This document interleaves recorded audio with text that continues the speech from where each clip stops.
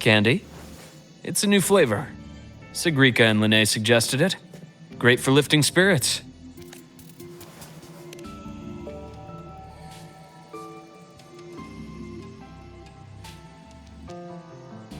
All right, Luke. What's the word on this Exostrider plan? My conversation with Lucilla went well. She's on your side. Your showing during the Dark Side incident also helped speed up the Academy's internal review. That said, you've been a student here for less than a year. You'll need the Space Trek Collective's approval to officially activate the Exostrider. Their biggest financial backer is the New Federation. And of course, they answer to an entire board of investors. And to them, the Exostrider is definitely a high-value asset. I've been flooding their desks with reports. Your Academy investigation record, your latest test scores from Abel College, and a full physical adaptability eval I wrote myself. And were they rejected? We got a meeting, but when that much money's involved, conflicts of interest make everything move very slowly. Unlike Jinzhou or Rinasita, they've got far too many cooks in the kitchen. I'm worried we don't have that kind of time. Exactly, which is why we're going to strike first. Besides, things have changed. It all comes down to this guy. This is Chase, head of the Space Trek Collective. He just got back to Lahai-Roi on a Triumph avionics ship from the New Federation. President Lucilla, Professor Mornier, and I have all put in a good word. You'll be meeting him at the Research Institute. Chase started as a low-level employee at Ashridge Energy in the New Fed. Then, he dropped off the grid for a few years before resurfacing in a government position. After that, he left the government and started diving into multiple large-scale investment projects. Some say he's still been Ashridge Energy's man the whole time, but no one's been able to prove it. He's sharp, low profile, and very smooth. At his age, he's seen it all. His only real concern is if the Exostrider's pilot can be controlled. Normally, they'd pick Academy synchronists who have been signing stacks of NDAs since day one, but... Sounds like his attitude changed. Does that have something to do with the changes you mentioned? Come in. Let's talk over some hot drinks.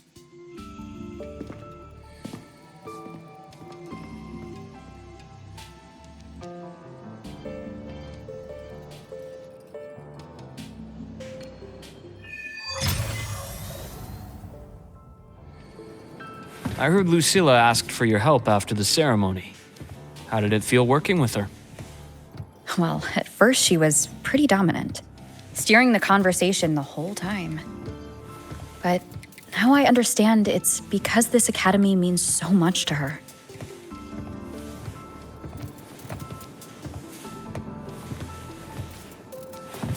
Roving among the stars.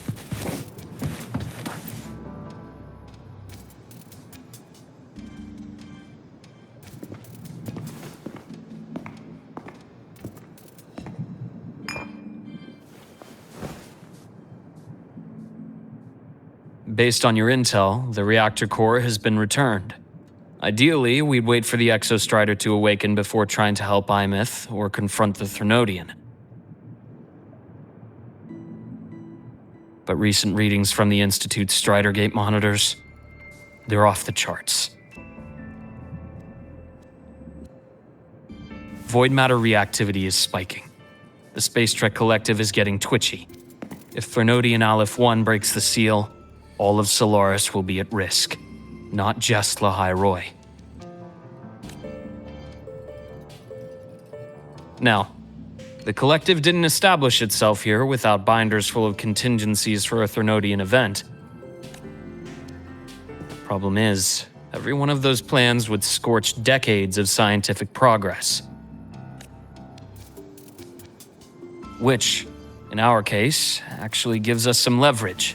Enough to have a real conversation with their head. Then I'll convince him.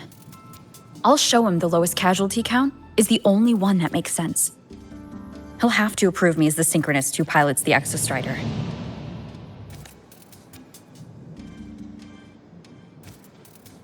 Luke, you mentioned you have contacts in the Black Shores.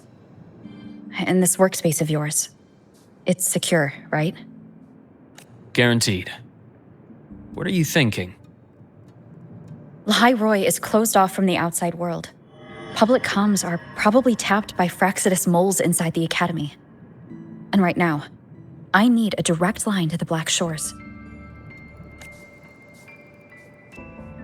I see. Give me a moment. I'll establish the link and leave the rest to you.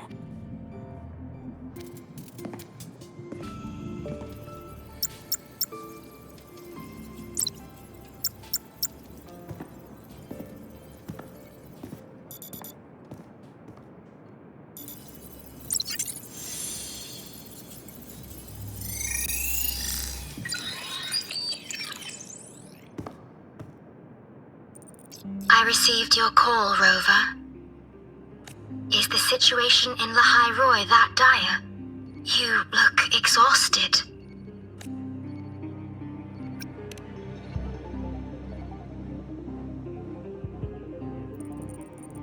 My frequency loss has been resolved, but Lahai-Roi is under imminent Threnodian threat. I need your help, Shorekeeper. Understood. For this purpose, both I and the Black Shores exist.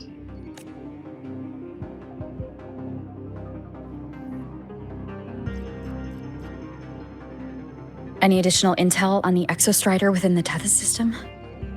Verified or not, I need everything you have. I trust Luke. You can speak freely. Records confirm that Luke Herson has been providing critical assistance and intelligence to the Black Shores. I trust your judgment.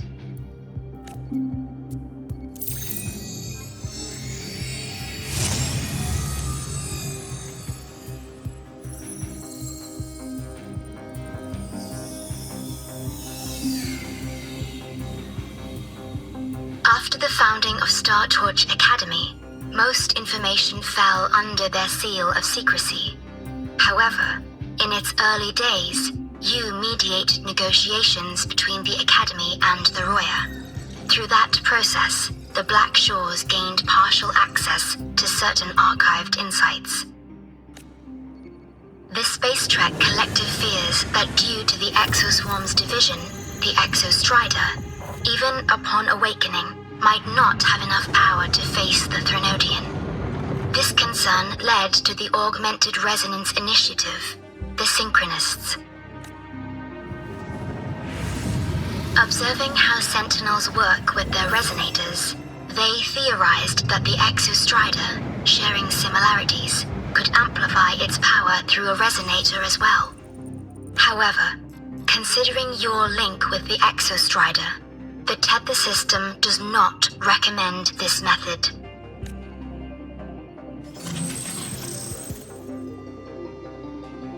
We have intel that deep beneath Lahai-Roi lies the keystone left behind by the Exostrider long ago. It rests directly atop the seal on the Strider Gate. You can think of it as a kind of lock. You do not need a cockpit to pilot the Exostrider. So long as its activation sequence remains unobstructed, you may pilot it using the keystone. Is it because I'm its arbiter? Precisely. For one who shares its origin, a cockpit would be more of a hindrance. As for Imeth, I think Dr. Luke's proposal is viable. You mean using the exoswarm-like shell that appeared in the cockpit to look for her? Yes. The connection between frequencies will help. Rover, bring her with you when you activate the Exostrider. Sure. While I'm there, the Black Shores will need to keep a closer eye on Lahai-Roi. I understand. I'm counting on you, Shorekeeper. long as I may be of help to you, I am content. Please return safely from the Strider Gate, my star. I will. Don't worry.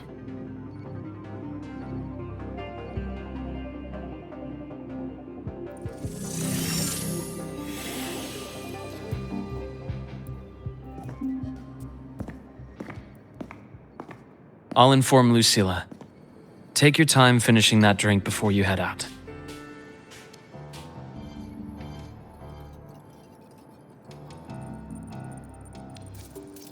What do you think? I'm about to ask a man to sign off on a crazy plan. And I can't even promise him it'll work.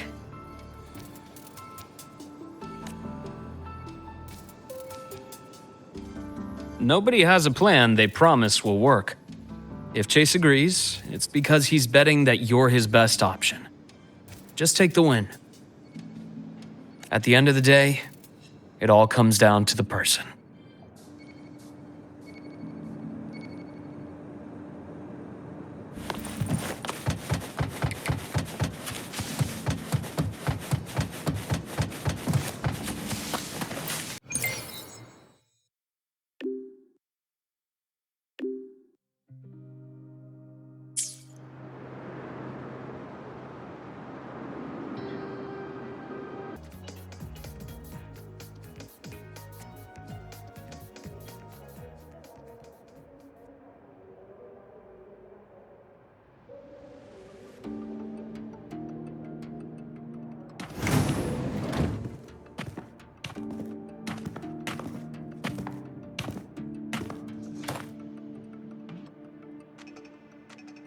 Mr. Chase, this is the student I mentioned, Rover.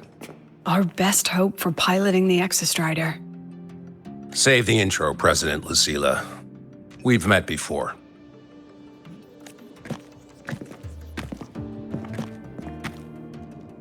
Before? In my past life at the Academy? Let's just get down to it.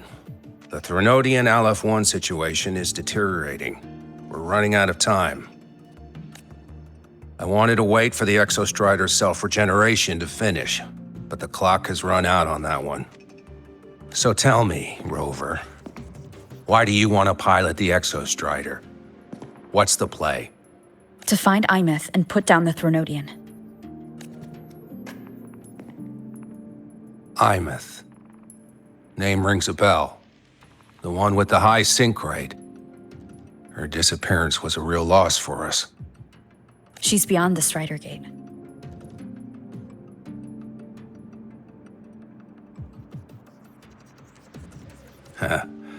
I see how it is. But finding one person in a goddamn interdimensional haystack? Not so easy. You understand our position. The Threnodian is our priority. Stopping the Threnodian is my priority, too. I'm gonna handle both.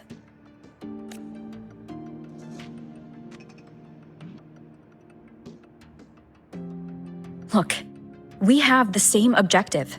So like you said, let's just get down to it. If void matter erupts, Lahai-Roi is ground zero. Every one of your projects will take a hit.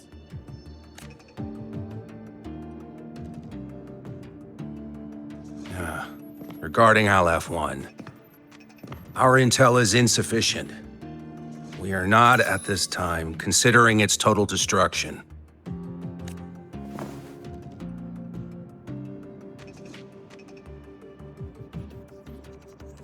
What we need is for the Exostrider to reinforce the seal on the Strider Gate. To do that, we need a qualified synchronist, and we need the Institute's drive replica. When that gets embedded in the Exostrider's chest cavity, then its repair is complete.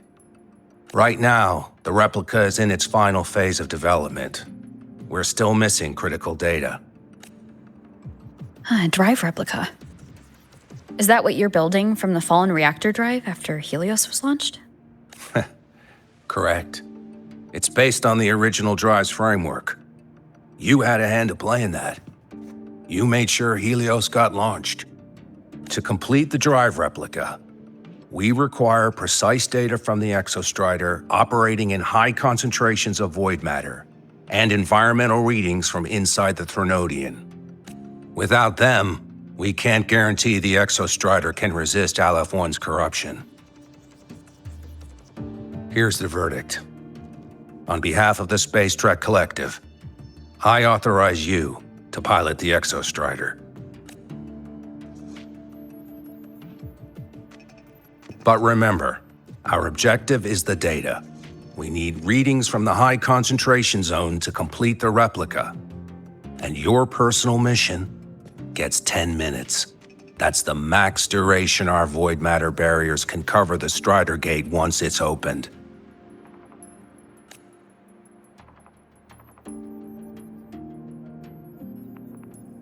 After 10 minutes, you return to Lahai-Roi, whether you found Imeth or not.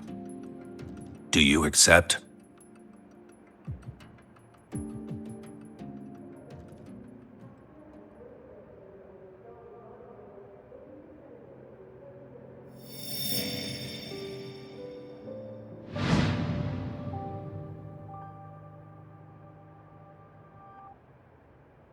Deal. One more thing. I won't be using a cockpit. Just show me the way to the Keystone and have the exostrider ready. That's all I need.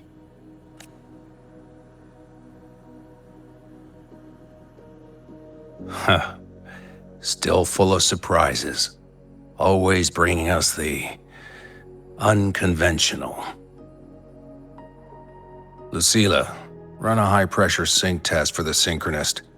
I've seen the physical eval, but I want live data for validation. The moment the numbers hit green, we'll begin preparations for activating the Keystone and deploy void matter barriers around the Strider Gate. There's something else. I need a favor. Go on. The Fraxidus is lying low. Even after failing in the dark side, they could move the moment the Strider Gate opens. Ah, that's what's on your mind. Well, I have an update. Remember Sigrika's friend? The somewhat lackadaisical one? You mean Denia? That's the one. She's gone missing. Our investigation points to her being the agent the Grand Architect referred to. But don't let it distract you. I have a reliable friend keeping an eye on Fraxidus activity. You just focus on waking the giant. Leave the rest to us, Rover.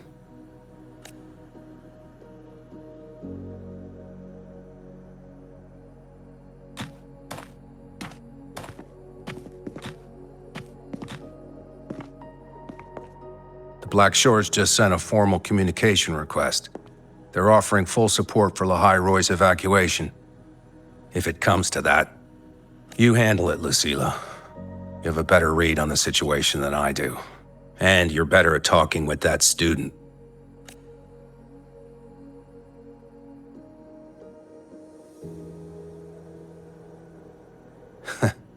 If there's anything else you want to ask me, now's the time.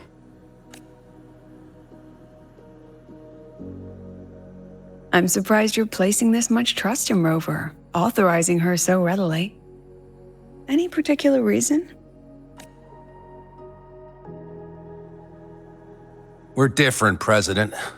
I'm a businessman, and businessmen trust their instincts for a good investment. The Threnodian could strike at any time. Given the circumstances, Lahai-Roi may have to be written off. And with the timeline we have, relocating the exostrider is impossible. If we're going to lose it anyway, why not let her take one last swing? Understood. We still need to prepare for the worst-case scenario. Of course. If this fails, we'll initiate the backup plan. Duskvale.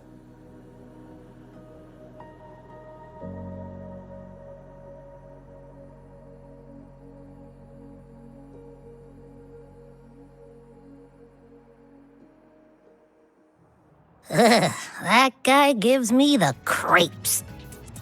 What kind of place is the new Federation anyway?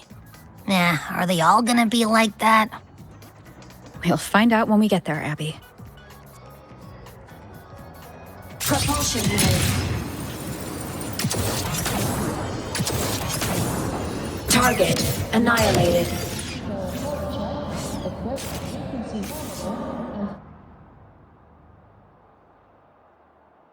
So you're that student, huh? I'm Sakia. I'll be overseeing and evaluating your test today. Lucilla filled me in on everything. This synchronization test is far more intense than the standard procedure. We're simulating the neural load of a direct link with the Exostrider. If you feel anything off, you call it. I won't allow the test to continue under overclocking conditions. Review and confirm the safety protocols before entering the cockpit. Good. The cabin systems are configured. The simulator cockpit is right there. I'll be watching your metrics closely the whole time. I hope you pass the test smoothly.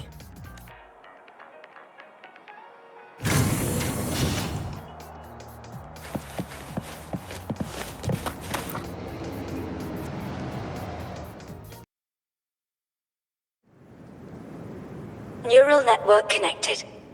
Tactical model constructed. Resonator vital signs synchronized.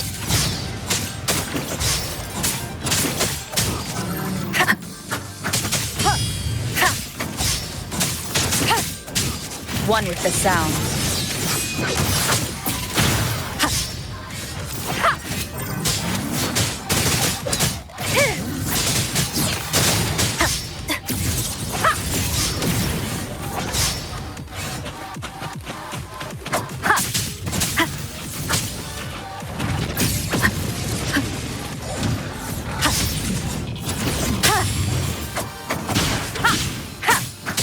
None shall whisper.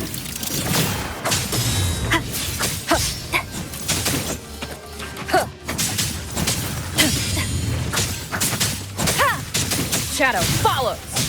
Endure and defy.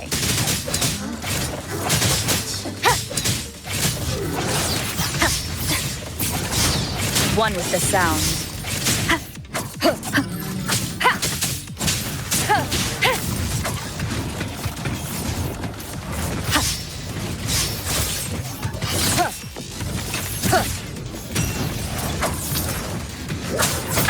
Bad timing.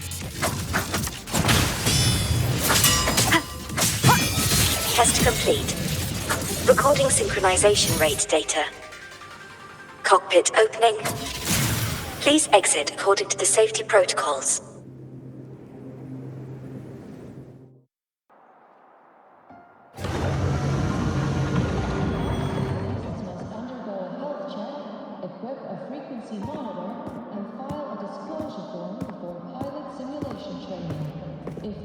How did you get all the way here from the lake house? She wanders into the academy sometimes. Usually her caretaker bot escorts her back pretty quick, but today she was being difficult. We'll go back together in a bit, okay?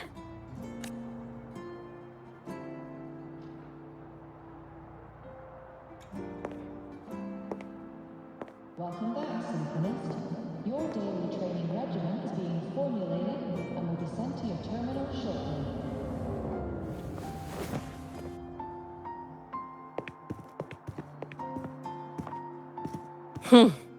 So the little terror can be quiet. Never thought I'd see the day.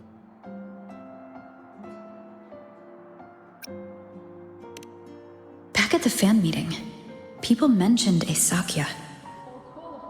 They said she was Imith's teacher. That she actually really cared. The last day I taught her, she wrote saving the world as her career path. I asked her if that was really what a synchronist should be aiming for, then gave her a piece of my mind and told her to rewrite it. She didn't even get upset, just smiled, took the form and walked away. She never stepped out of that cockpit again. Now she's back, but not really. What a headache of a student.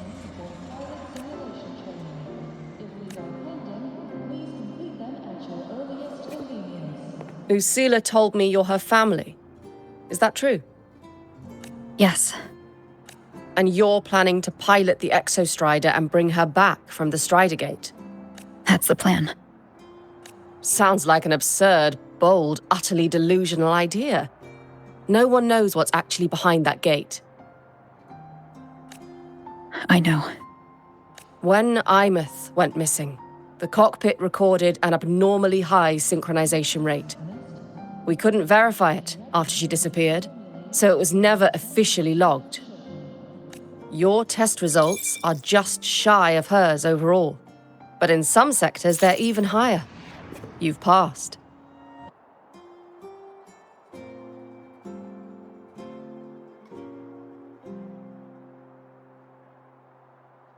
I hope that absurd plan of yours works, and that you bring my student home.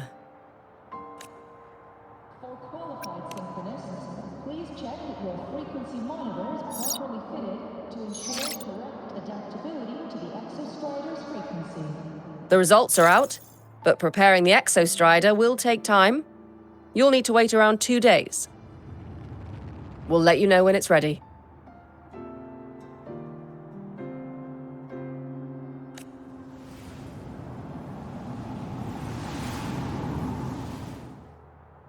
According to Academy rules, all synchronists must undergo a health check, equip a frequency Cassette. file a disclosure form for pilot simulation training. If these are pending,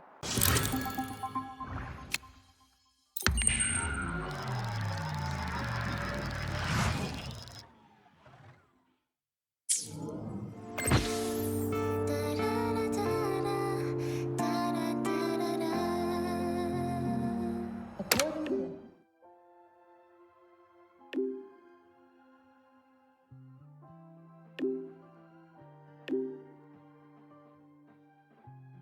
So, we're finally going to where that giant eye is hiding? Yeah. And Abby, if you think it's stronger than you, don't try to be a hero. Okay? I've got this. But, we don't know how much strength is hiding behind that gate, huh? Our priorities are the data and Imeth. A direct fight with Aleph 1 can wait until the drive replica is ready. welcome back. Roving among the stars.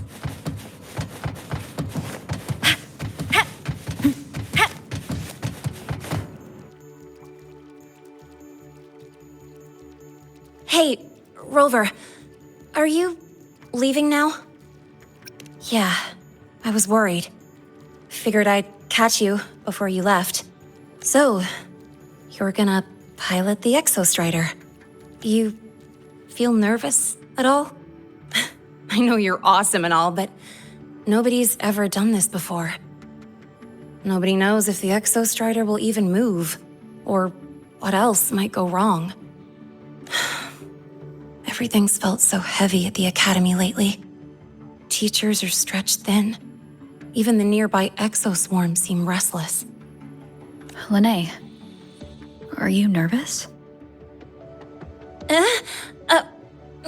Okay, fine. Is it that obvious?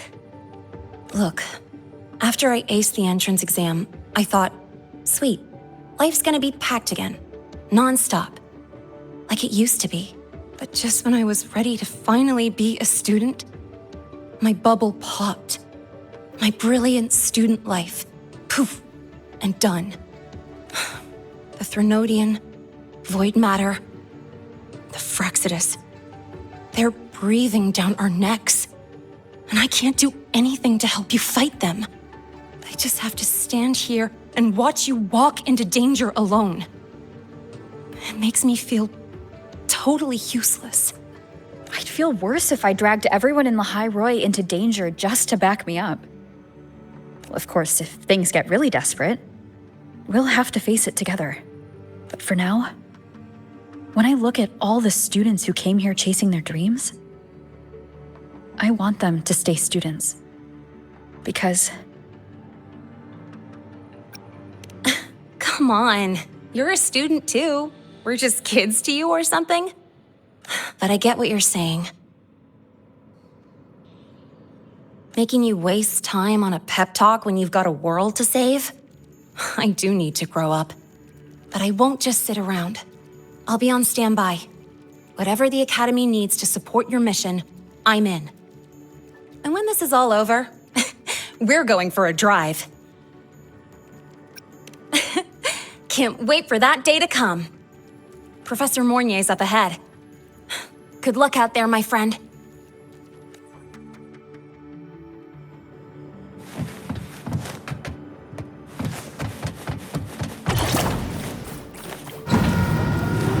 Moving among the stars.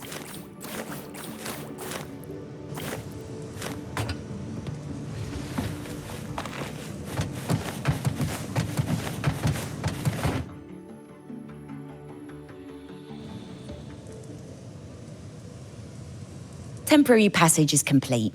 It will take you directly to the Keystone. The Black Shores will keep a team on standby here at the Institute. If you need our support, just say the word.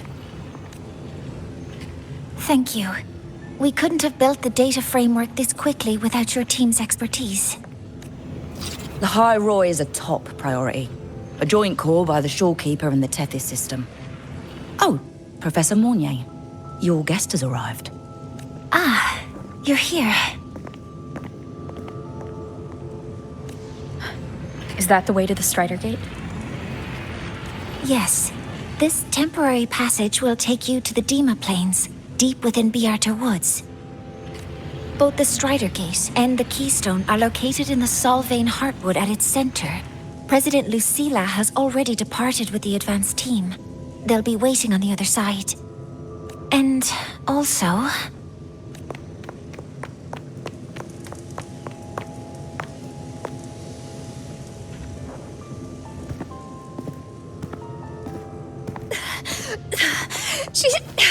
She's too fast.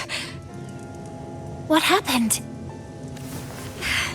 Professor Mornier, she suddenly bolted into the cassette depository and took this. This is...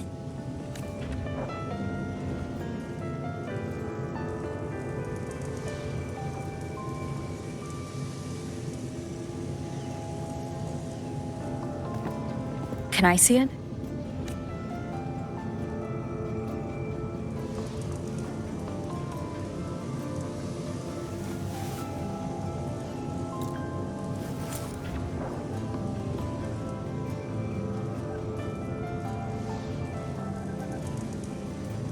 I'll give it back in a moment. Mornier, do you see what's special about it?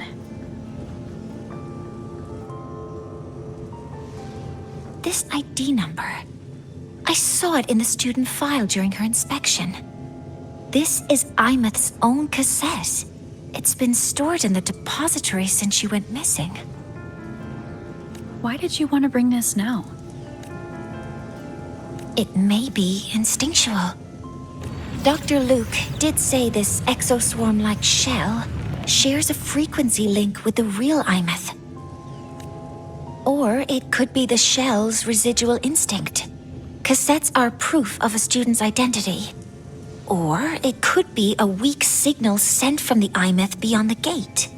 We can't determine which theory is correct yet. However, this does remind me, carrying a cassette into an unexplored Voidstorm zone follows standard exploration protocol. Do you have yours? Yeah, I've kept it with me. I'll head to the Dimmr Plains now then, Mornier.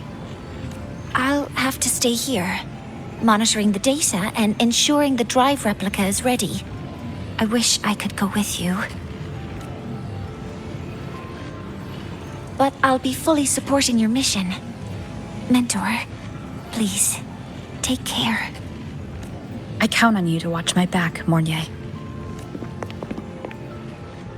With what we accomplished with Helios, I trust you'll handle the drive replica. We will succeed again. I won't let you down, Mentor. Let this be a new promise between us.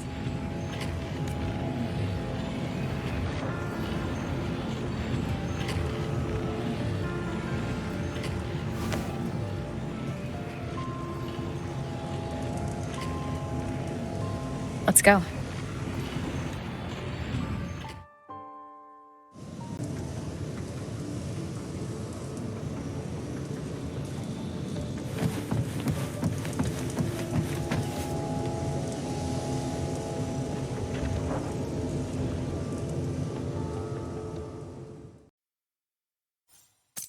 Ugh, stinky. This place reeks. The smell of that giant eyeball's getting stronger. That massive glowing tree. Is that the Solvane Heartwood?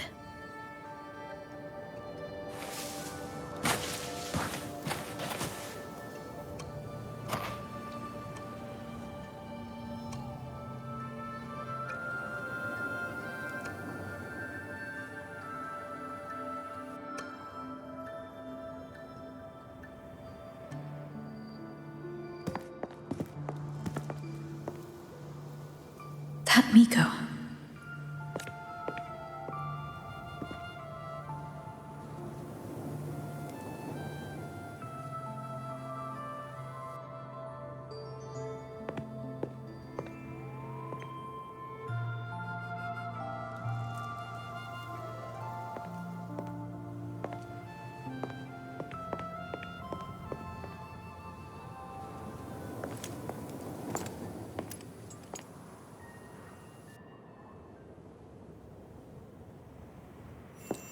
Wait, before you go, you should say hello to her.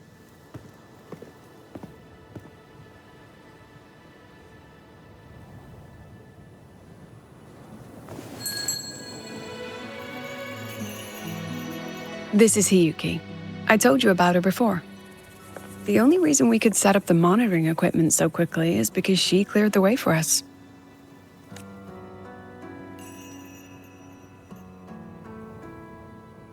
See that lingering frost? 10 years ago, a void matter rift opened in the Dimmr Plains. Hiyuki went there alone and sealed it.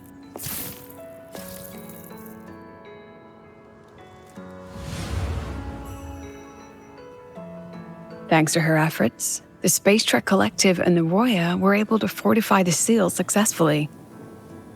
Every task the Academy assigns her, she completes flawlessly. Were she to have a flaw, though, it'd be that she goes through blades like nobody's business.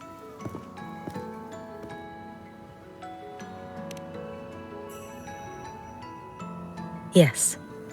Lucilla spoke of what that child did. She is a good one.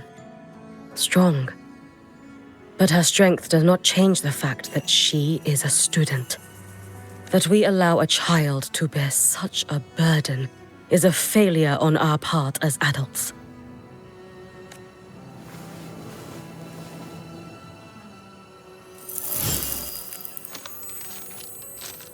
I sent this white bird to search the void matter's concentrated depths. And I am certain I felt her frequency. Somewhere in void space, she waits. The collective pursues what is right. But your quest to save the one you hold dear... that, I understand. Very good. But I'm afraid we can't say more than that, okay? Right now, both sides want the same thing. That's the best we could ask for.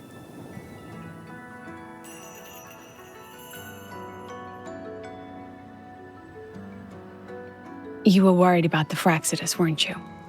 While you're beyond the Strider Gate, she'll handle perimeter security. She's hunted both the Threnodian and the Fraxidus for a long time. There's no one better for the job. Right, Hiyuki? Yes. Those two Fraxidus members. I will track them down. Here. Take this. The white bird carries my power. It will shield you. Should you lose yourself in the void matter, it will also guide you back. Hiyuki is part of Startorch Academy's Special Response Force. She works from the shadows. She's been an incredible help to us all. If, in your fight with the Threnodian, you require aid, you may make a wish to me.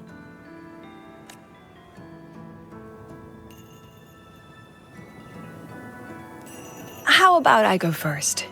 I wish for peace and safety across the Dimmr Plains.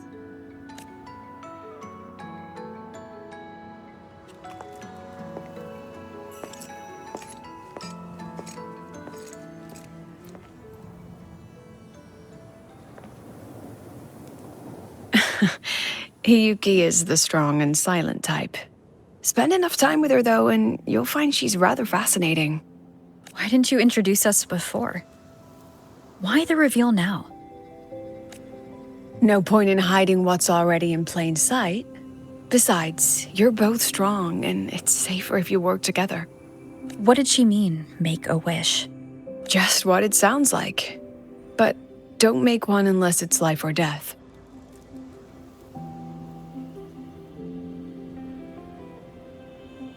Granting wishes always comes with a price. I've sent you intel on high concentration void matter zones. Review them when you can. I couldn't say this with Chase present, but I think you understand. For him, this is a calculated investment. For you, it's a suicide mission. You've been in void space. You've faced it. If Aleph 1 truly lies beyond that gate, it'll sense you the moment you cross over. This won't be easy. The Exostrider isn't fully repaired. If something goes wrong, it may not be able to hold out against Aleph 1. And the Collective won't risk an extraction if a void matter outbreak is imminent. Once you enter the gate, you'll be completely alone. Are you ready, Rover?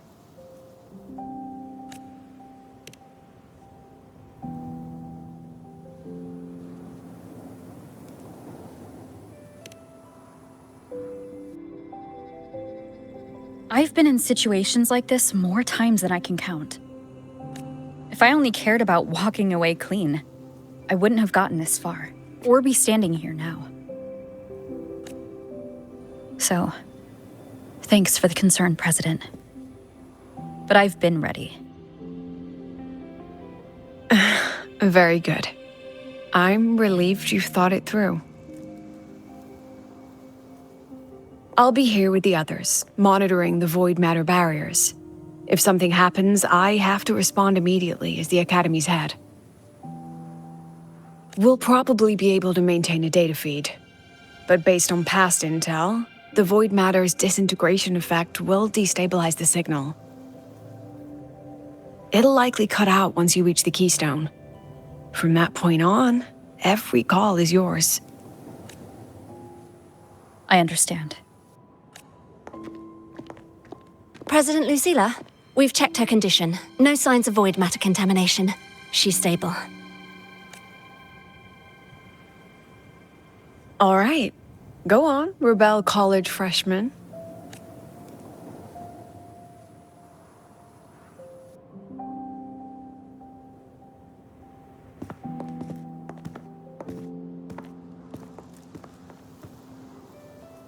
The students and faculty of Startorch Academy have been waiting for the day the Exostrider awakens. May you return victorious.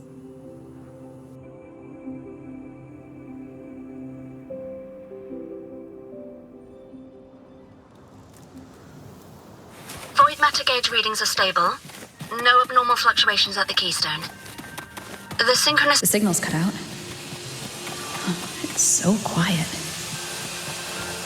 Are these... Soliskin? The Soliskin merged into the roots.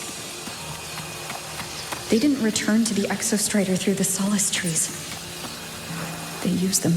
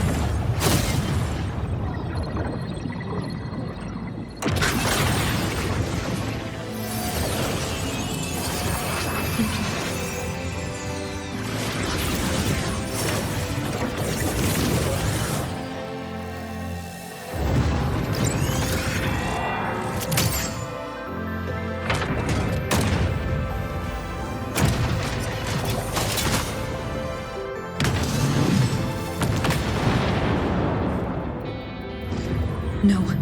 That would level all of Lahai-Roi. Then there's only...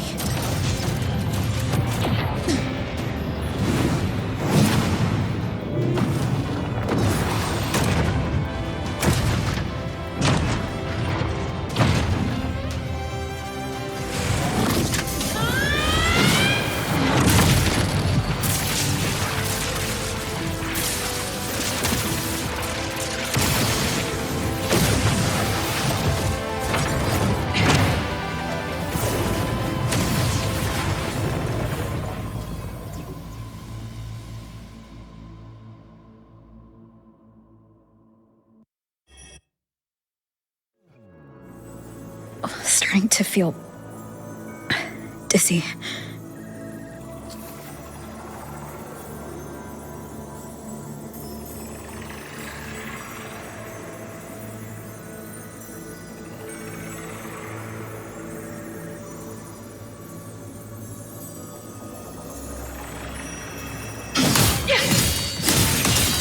Einith once said void space in the depths of the Thronodian's black hole is a higher dimension. Like a kaleidoscope. Time and space here don't flow. They're tangled. Is all of this? Those figures? That's Space Trek Collective in Royan clothing. They're reaching for something. Can't make out what. That frequency. Is it Imeth?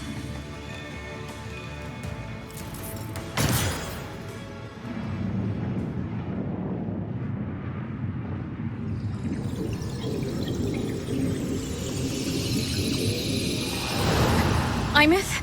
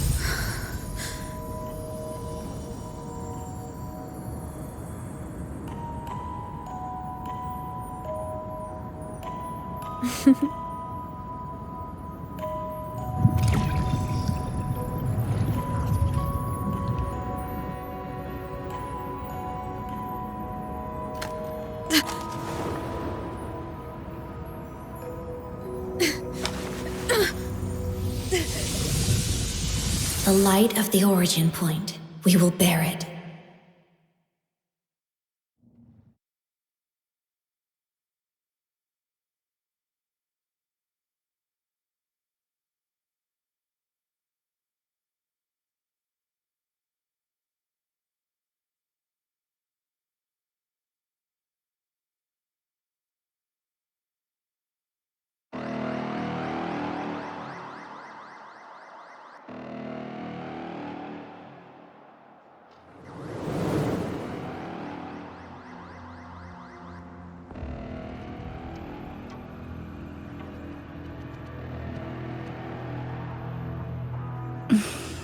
Am I back at the academy?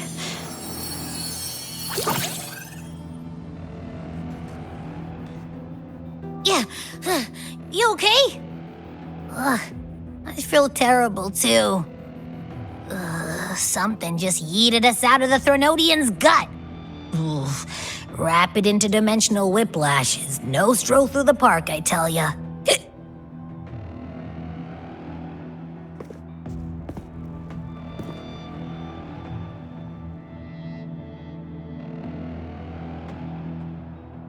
The Exostrider isn't here. Uh-huh. The big guy's still stuck inside the Threnodian. Did you see that freaky black hand that popped up in the cockpit? The whole dimension freaked out, like it was trying to spit us out. Next second, the void matter had flushed us out here. I saw Navora in the flashes. It's the Fraxidus. Has to be. Everyone was standing right here. This is where void matter began to contaminate the sky. And LF1 was watching me and the Exostrider beyond the gate.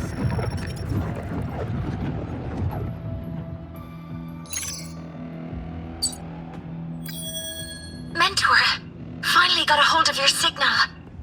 We lost contact for an entire day. Everyone's been worried. An entire day? It felt like minutes. Time distortion from being inside the black hole. Mornier, I'm fine. We had an incident. The Exostrider is still inside void space beyond the gate. And now, even the Academy inside the void matter barriers is getting hit by void storms. What happened while I was gone? After you went in, the data transmission was perfect. We were celebrating. But not long after, void storms began to erupt even inside the Academy. We haven't been able to find any breach or source to explain it. Most of Lahai-Roi has been evacuated to the Collective's escape pods, with Black Shore support. Those who remain are gathered here at the Institute. Whose eyes was I seeing through in those flashes? If they're the cause of the Threnodian's breach, could they be a harbinger? Like in Renacida? In that moment, that shell? She had the same look in her eyes as the real Imeth. Why was she so set on giving me this cassette? What was she trying to say? Looks like I'll have to open it up to find out. I'm coming to you. I brought something back from the other side and want you to see it first. The Threnodian struck like a bolt out of the blue. We may not know why yet, but we need to figure out our next move together. Understood. We'll be waiting for you at the Institute. That's a lot of Wavesline messages. All from when I was beyond the Strider Gate. I really made them worry.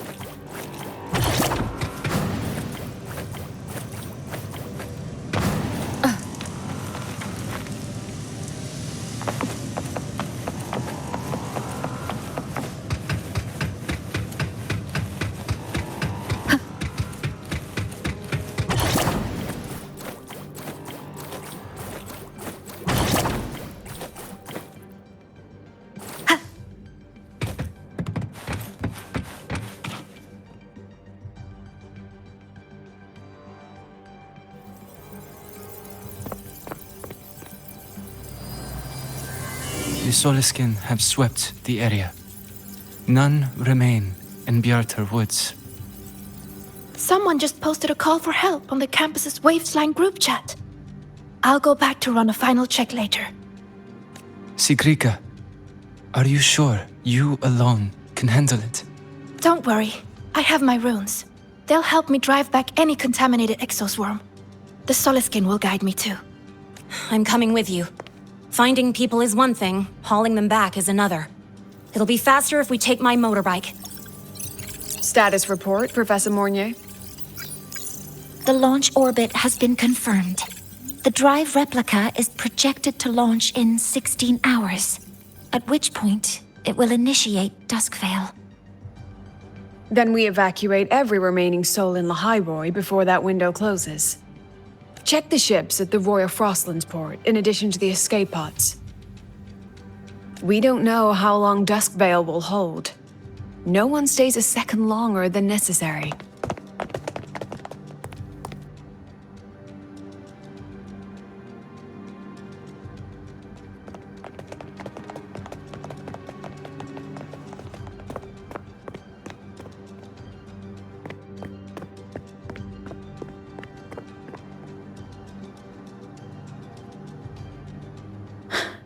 The Exostrider.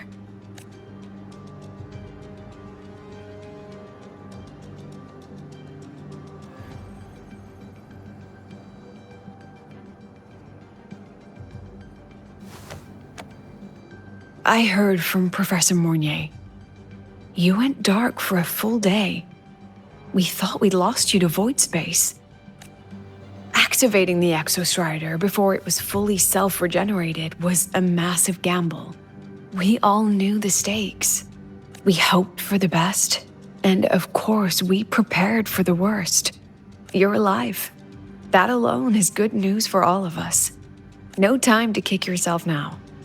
I've got a mountain of work waiting for you, Rover. Please, have a look at this, Mentor. The Research Institute is running the final modifications on the drive replica now. The Roya are assisting with assembly and verification. It's built from the framework of the fallen reactor drive. Various materials from the Exostrider, too. It's everything Lahai-Roi has been working toward. This man-made heart is our final legacy for Solaris. In 16 hours, we launch it into the canopy above Lahai-Roi. Once evacuation is complete, it will activate, transforming the canopy into Duskvale. It'll contain the spread of void matter. We only finished it because of the data you sent back from beyond the Strider Gate. See? Not a total loss after all.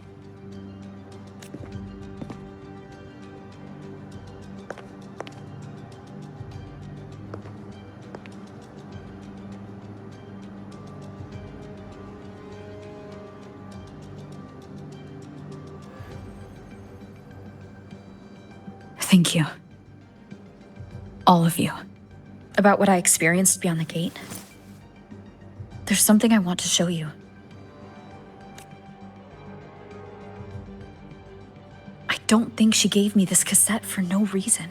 Whether it's her shell or Imeth herself. She was trying to tell us something. A cassette retrieved from within the Threnodian. Huh. Now that is intriguing. Professor Mornier, is the analyzer in the cassette depository still operational? We can head there now.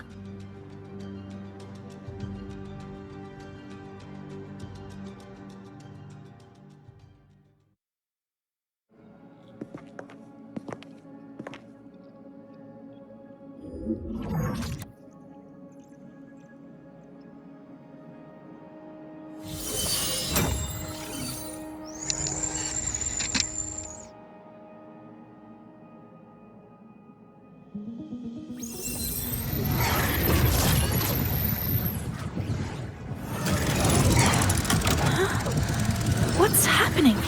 Why are all the cassettes rewinding?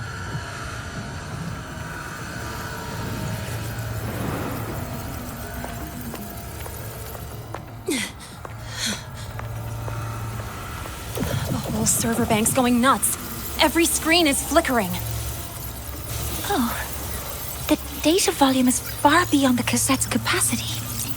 It's as if thousands of people left their records in it.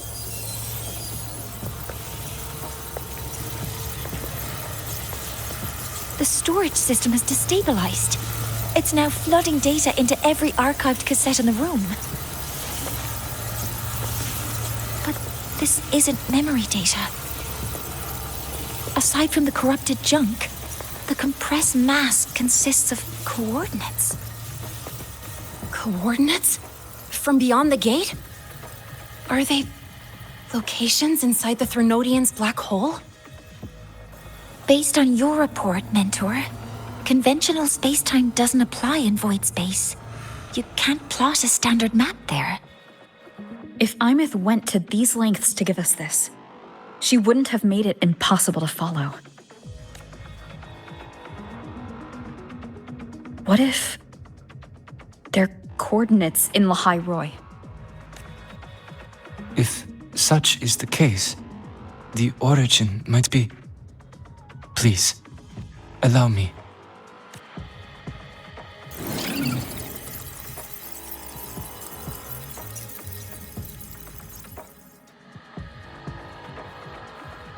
A uniform format these coordinates share. I have verified 150 points using Sundermere as the origin. Each one aligns with a site of Royan runes etched upon stone, just as you beheld within Soul Asylum. Forged by the Exostrider, these patterns are. Void storms do not affect them. We have only glimpsed fragments of their meaning through the lens of Soul Asylum.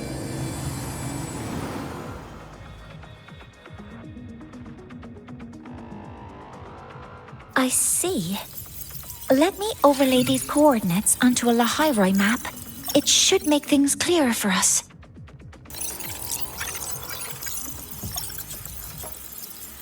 Done. Using Sundermere as the origin, the distribution looks like this.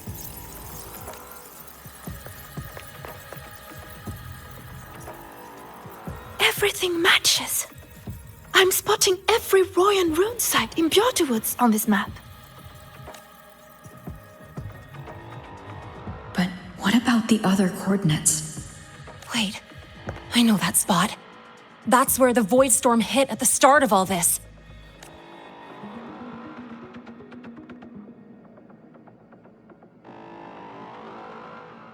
You know, that time when we first met.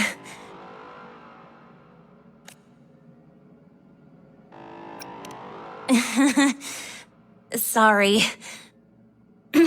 Anyway, back to business. Void storms. If we reverse match the coordinates by transcription order... Then Royan runes could be marking every spot a void storm has ever hit.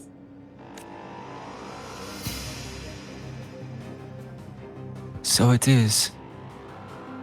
We Roya have observed something similar, but never perceived it as a universal law.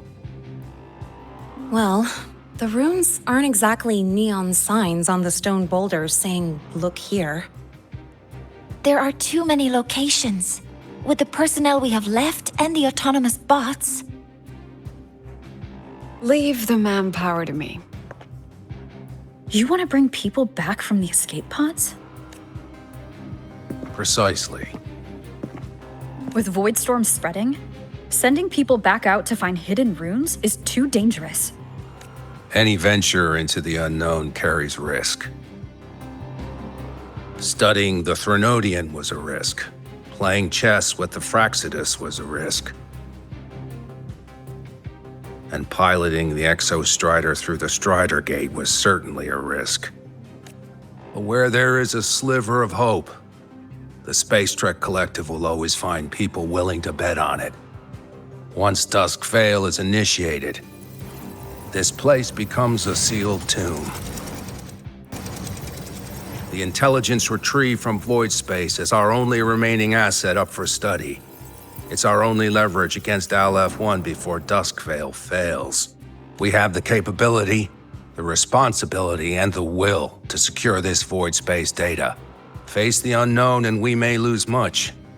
Flee from it, and we lose everything. Then leave the Outer Woods to me. It's the most heavily contaminated area. If this is because of what happened to the Exostrider,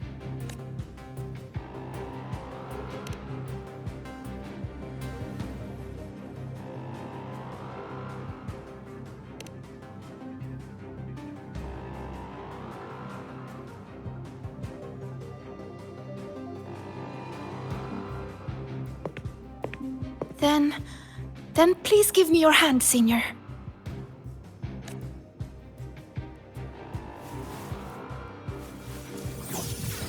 Use this. It will guide you to other Royan runes.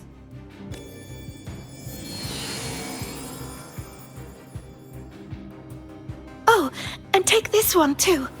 It's for protection. With it, you'll definitely come back safely.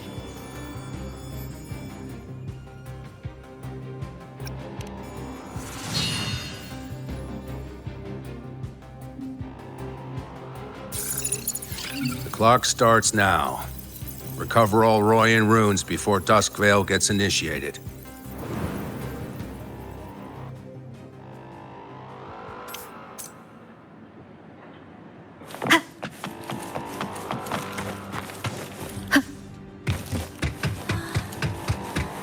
I'm splitting everyone into teams. They'll depart in waves. I'm splitting everyone into teams. They'll depart.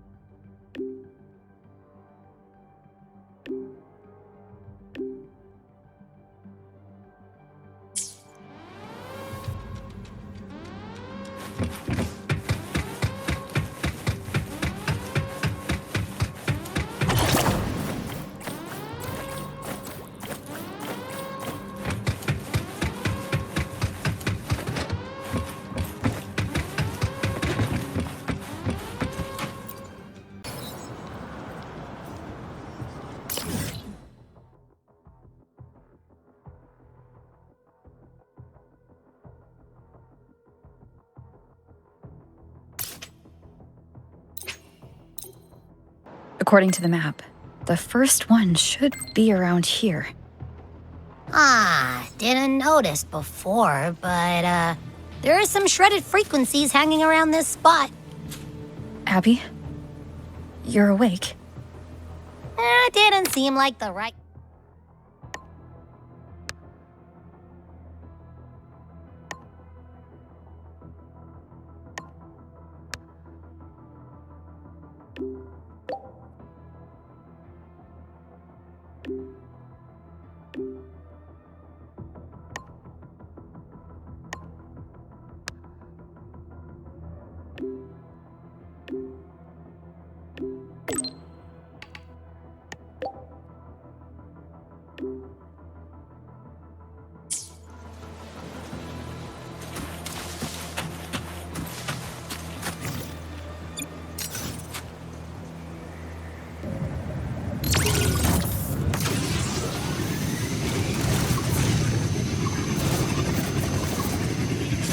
The rune's responding.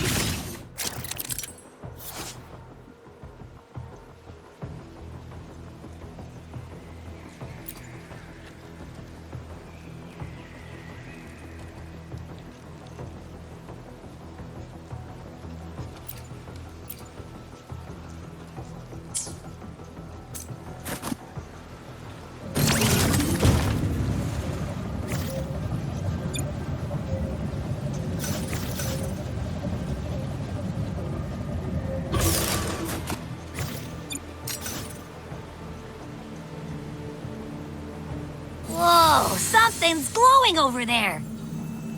Those outer rune fragments. Line them up just right, and they might connect with the runes on the boulders. Let's try.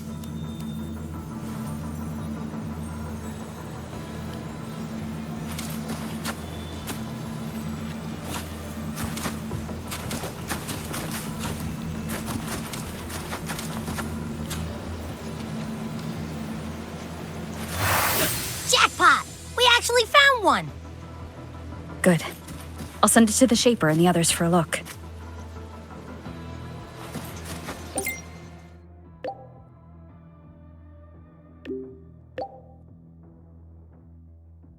All right, on to the next rune.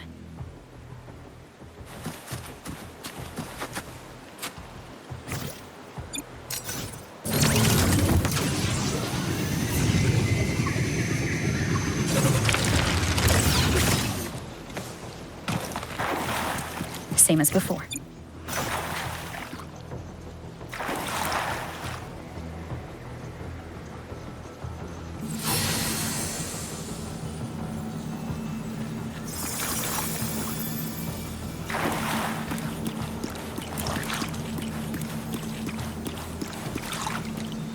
According to the mission details, there's still one left.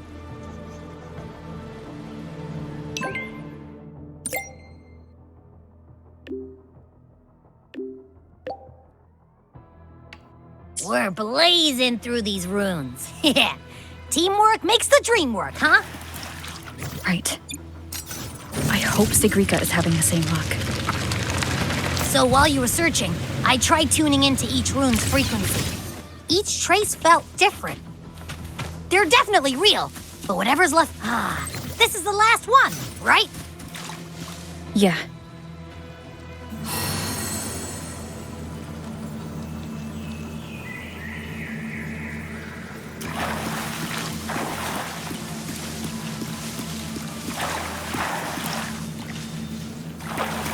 Well done. I'll send it to Lucilla and head back.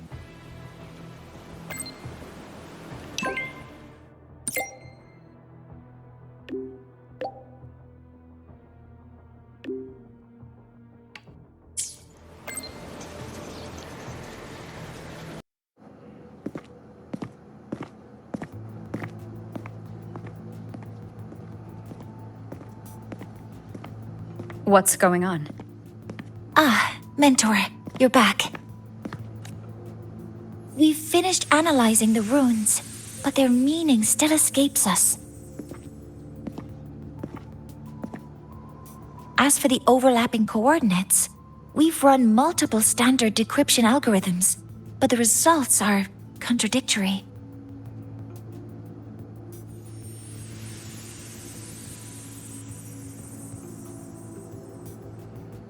I'm no rune expert, but we have one here, don't we? She resonates with them. Who? Wait. Me?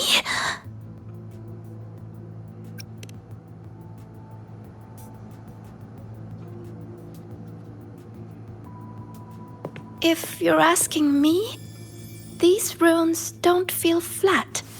They feel spherical. About this big. And these 2 points are relative. Like this. 3-dimensional coordinates. Orthographic projection. If we take the reactor drive's light data from the database as a depth layer and reconstruct it,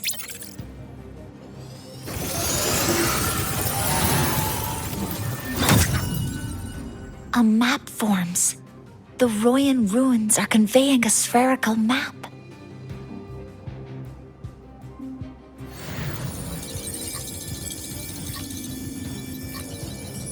What are these 2 places? The one on the surface corresponds to the Strider Gate. As for the one at the center, there's too little data to confirm. But by geometric definition, it's the origin point of the entire map.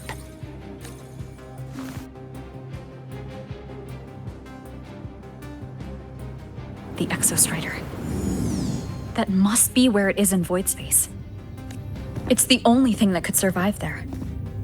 the Lodestar Imeth was trying to show me. Contamination around the keystone is off the charts.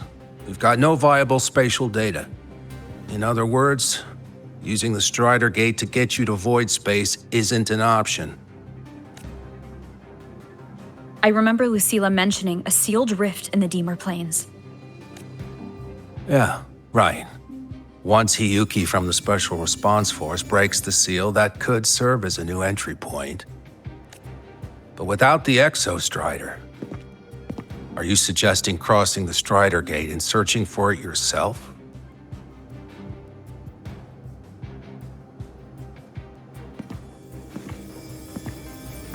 Now that we have a concrete map, I should be able to retrieve the Exostrider before my power of separation gives out.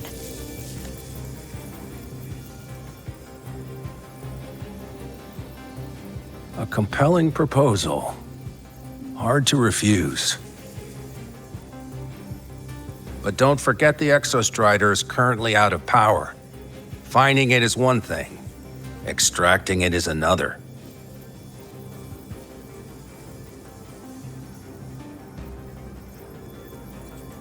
Then we set a hard deadline.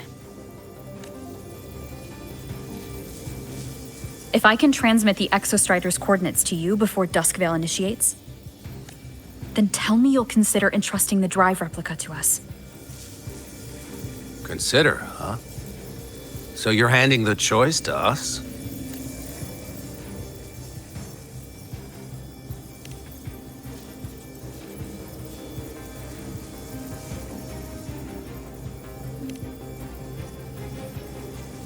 I'm not asking for a guarantee.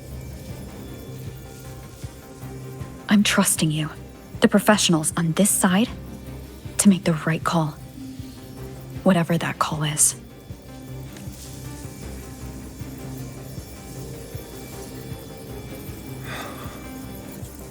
The Exostrider's value justifies the risk. I agree to your proposal.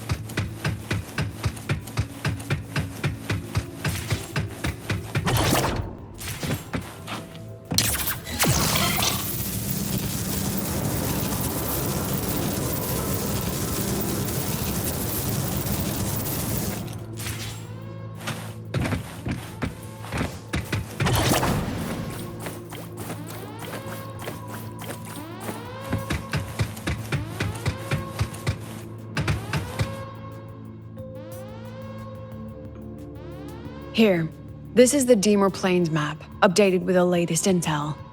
Be mindful of the contamination. It's not just the exoswarm or local life forms being affected. It's sealing off the terrain itself. That said, where there's a will, there's a workaround. Hiyuki found one, though took her some time. That Miko? Yes, she's been investigating the Dimmr Plains in secret. You'll meet her there. She also asked me to tell you that she's run into the Fraxidus there, including the missing girl, Denia. Let's just say honesty is in her nature. She just thought you might want to know. Perhaps her way of showing she has no hidden agenda. Noted. I'll be leaving then. Wait. Look me in the eyes. Relax. It's my forte. You've seen it before. I will temper this moment into a bullet of memory, carved with your name, your face, and all you have been. What carries you is not only your own strength. Think. Save that for when you come back.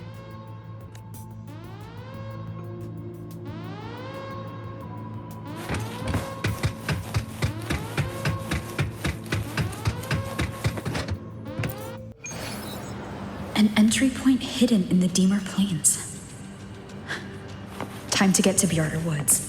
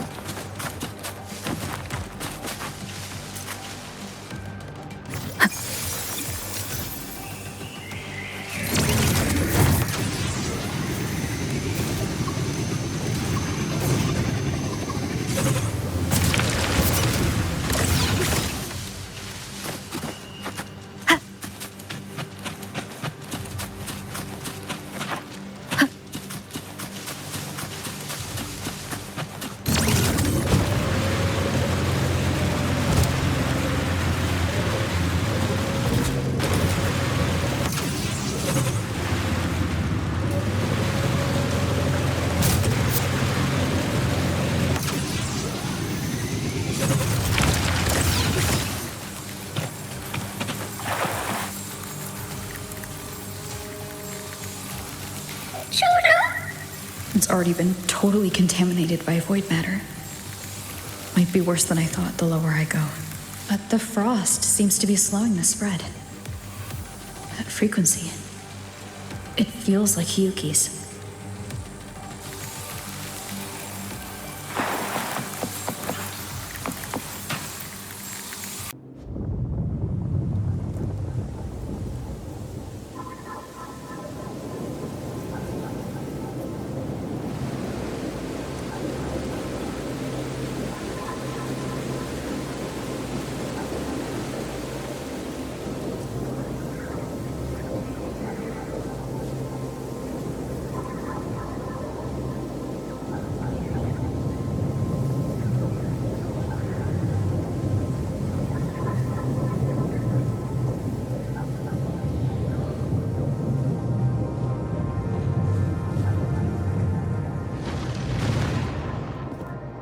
The void matter contamination is bad.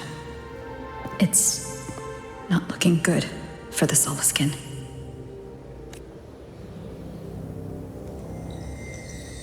This white bird. Did Hiyuki leave it here? All right. Lead me to Hiyuki.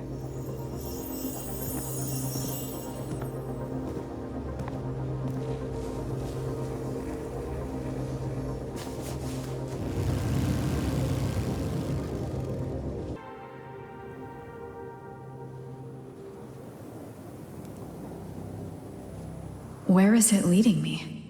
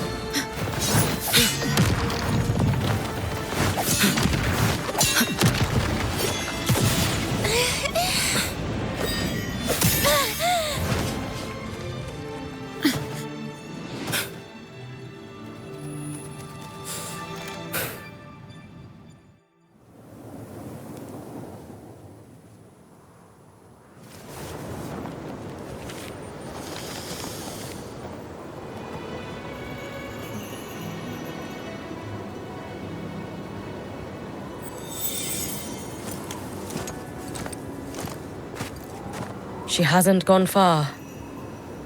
Probably watching us from the shadows.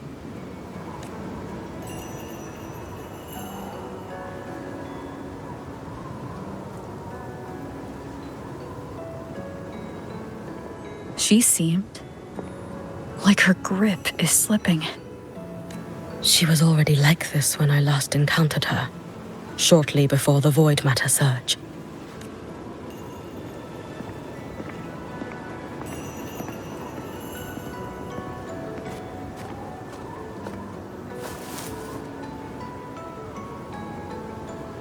Hiyuki, when you fought Denia, did you see anything, like a shadowy hand? Yes.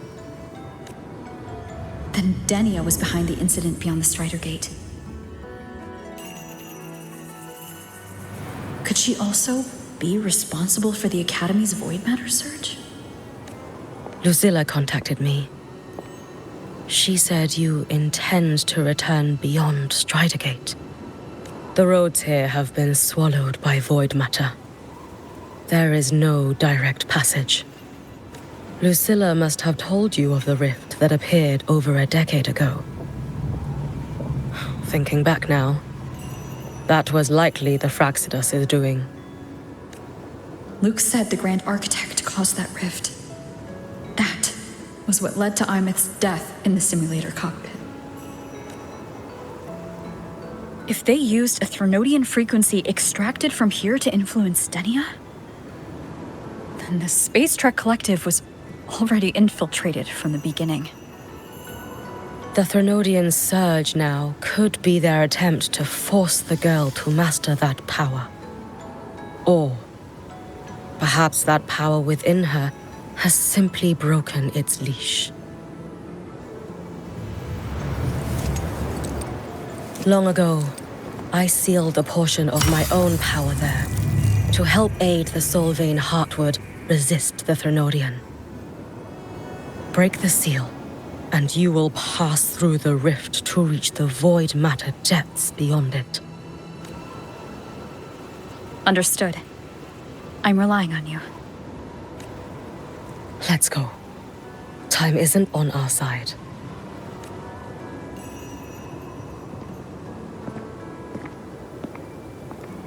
Savior, who has always walked with victory.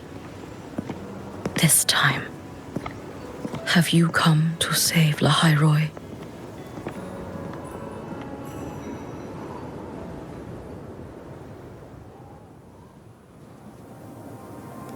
This is...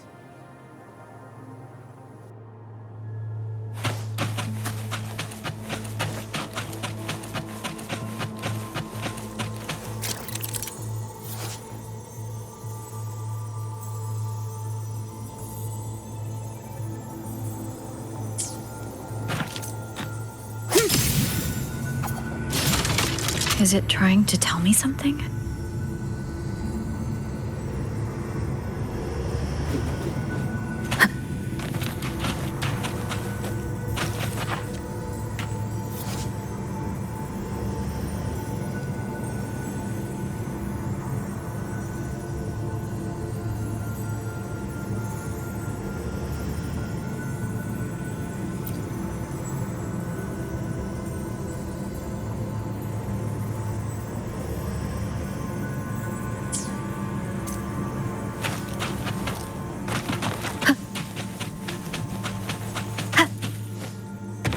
Aleph 1 seems to hold little interest in anything besides humans.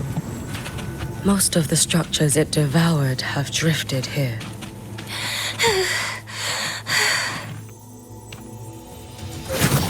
It's that girl. Be cautious.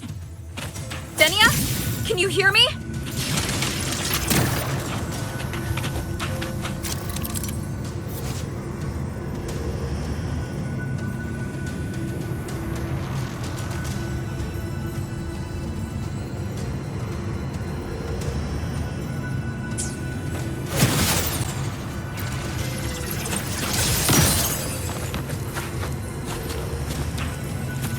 I will handle this.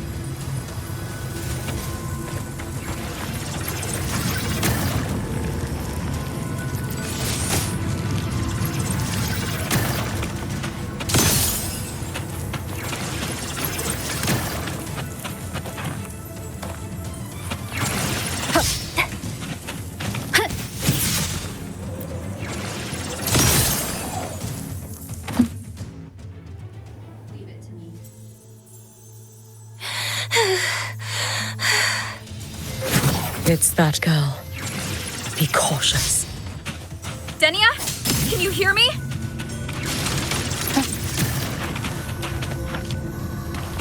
I will handle this.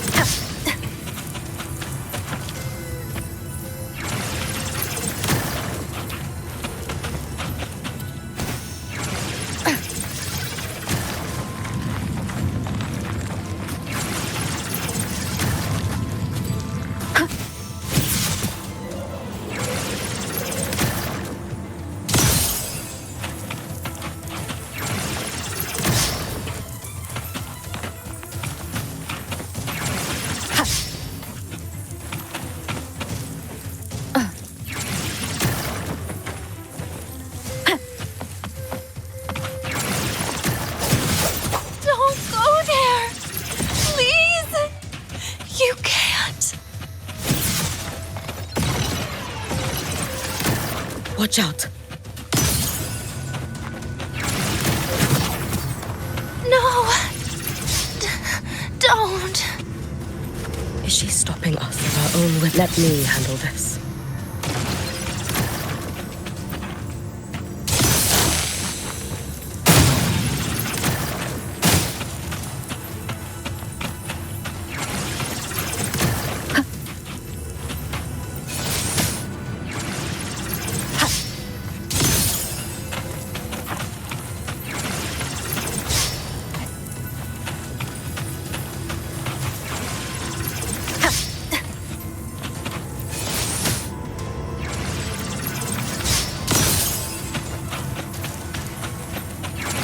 Keep it together. It's fine.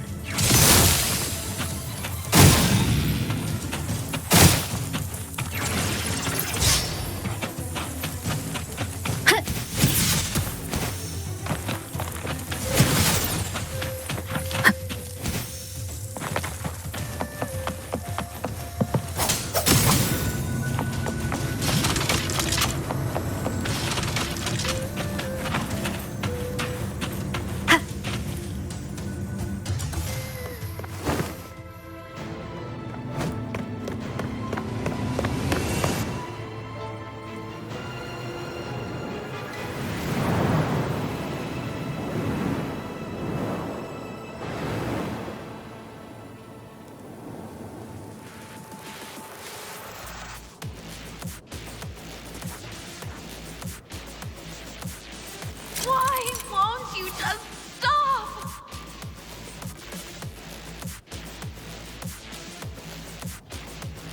Why won't you just stop?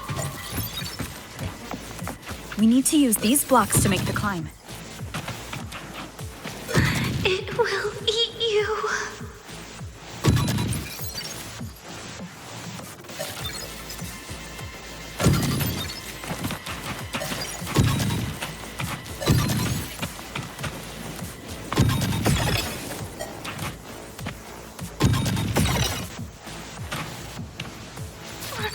Sorry. You really shouldn't go. I sent you away. So why? So it was you, Denia. The one who pushed me out of void space.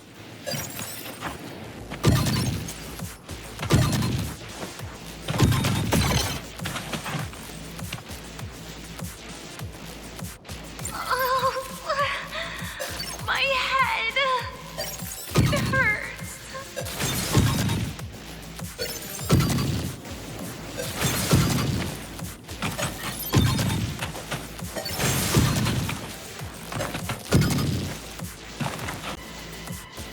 No. Playtime is over.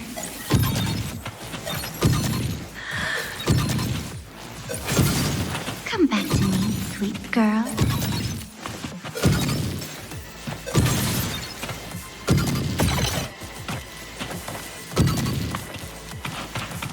No! Please! Don't eat me!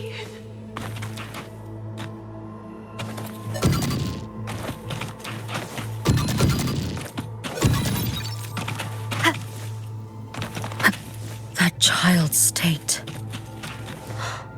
She did not appear to be under complete control. It was Dimmr herself who stopped us. Let's go. We need to get up there first. Got it.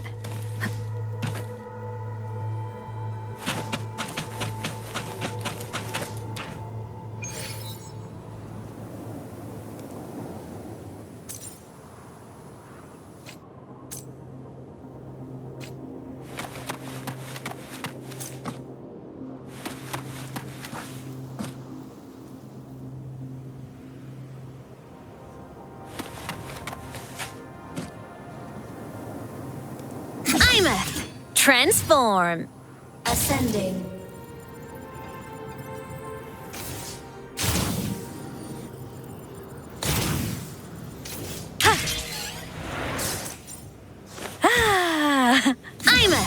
Transform.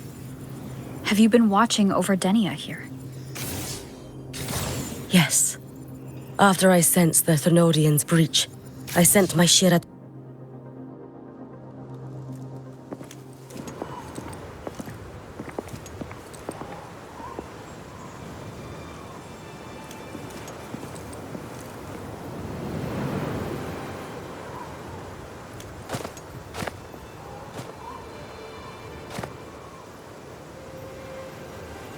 Wait here. This seal is wrought from the future's tithe.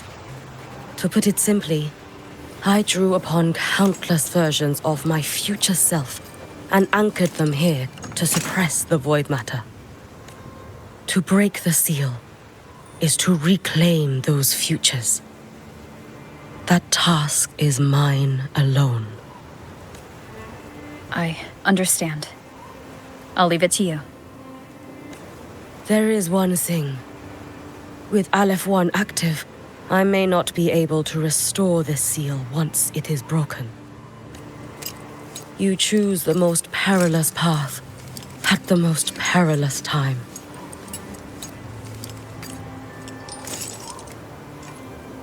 I know your strength. I know your history of victory. To take such a risk? Is it because you remain confident you will not fail? That you cannot lose to the Thenodians? No, I've failed before.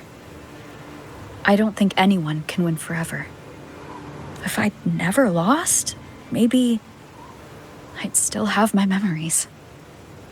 I wouldn't need to start over, and Solaris would be free from the lament. I do this because I can. And because someone has to. And what if you fail?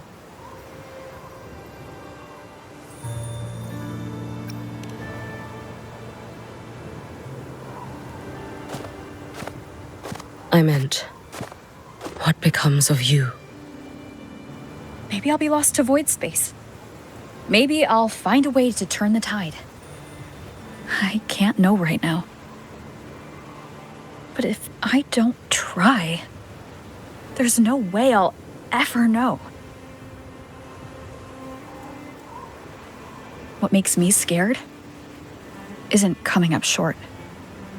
It's the thought of not giving it my all. The cost of this attempt is steep, and you bear the weight of many. I expected more caution. To fail even once against a Thenodian is to invite apocalypse. Even knowing this, you would still go. Hiyuki?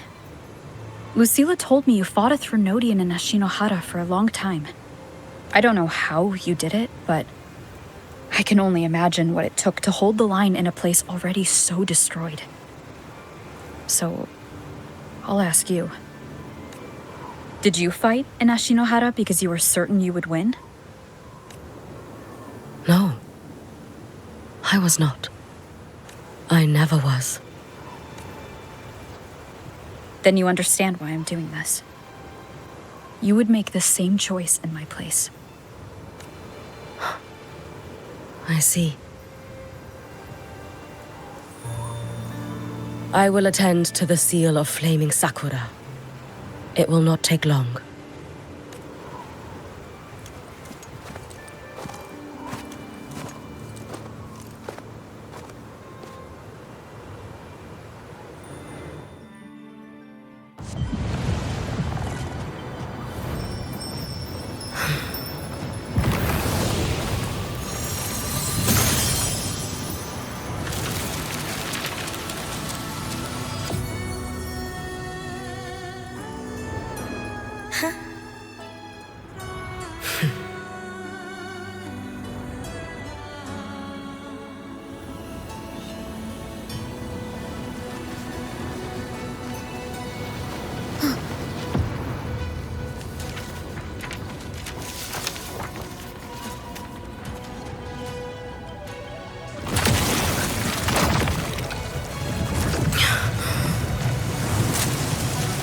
The dark tide. Hiyuki, let me help! No need. I must do this myself.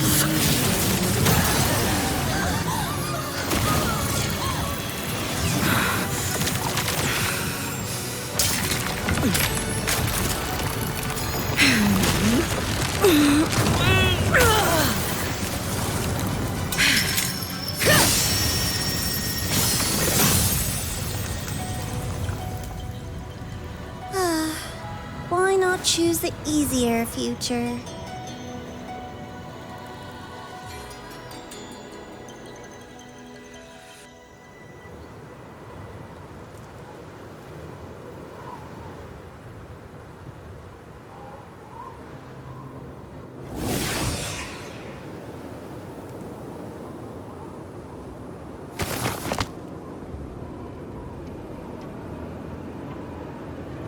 The girl.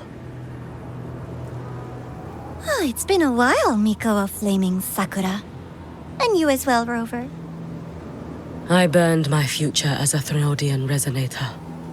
Your plan holds no meaning now. Every step in our dance has its purpose, Lady Miko. Our paths have crossed often, but in my design, this is our true introduction to each other. Because at last, I have a masterpiece, worthy of your attention. You infiltrated the collective for Denia and Hiyuki. You wanted Leviathan's power to merge them into one. Denia was always a Fractidus creation. She is honored to be used as intended. A creation? The Mia disappointment made me think.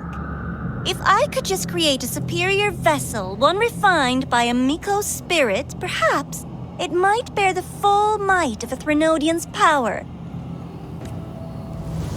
As for the outcome, you would know better than I, Lady Miko. Wordplay won't change your failure. Leave, you tedious avatar. Failure? No. Listen, you two. I'm just showing Solaris another possibility. If we made one, Denia, we can make another. And another. Until we hold a complete obedient Threnodian resonator in our hands. Your own borrowed future showed you that. A true Threnodian resonator will exist.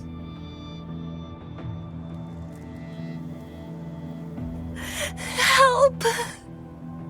Help me!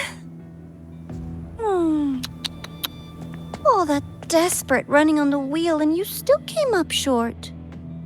I'll have to throw you away.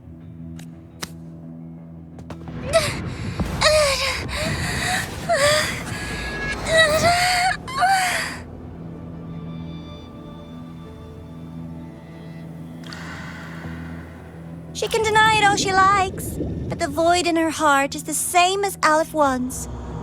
That emptiness, it will always pull her towards the Threnodian's power.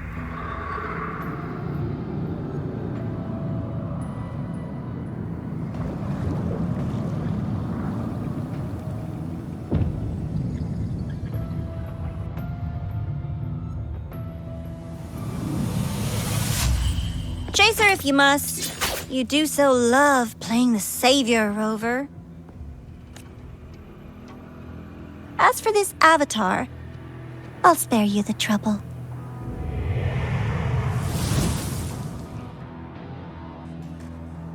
Wasting time on one of their avatars is pointless. Come on, Hiyuki. The seal is open. We have a job to do. Denia needs us. If you wish, I can tell you about my history with the Fraxidus. But of course, Denia is the more pressing matter. It's not hard to guess. The Grand Architect wanted your power as the Miko of Flaming Sakura, didn't they? But like you said, you burned that one future as a Threnodian Resonator. You can be done with them. Right now, Denia's state is what worries me. I fear that child may already be.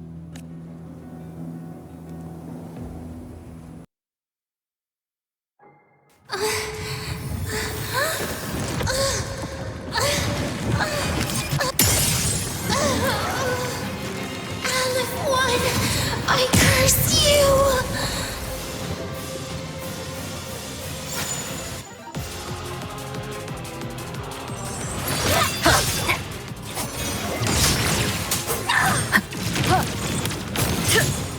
You, the Space Trek Collective, all this running around for nothing. Hopefully this helps.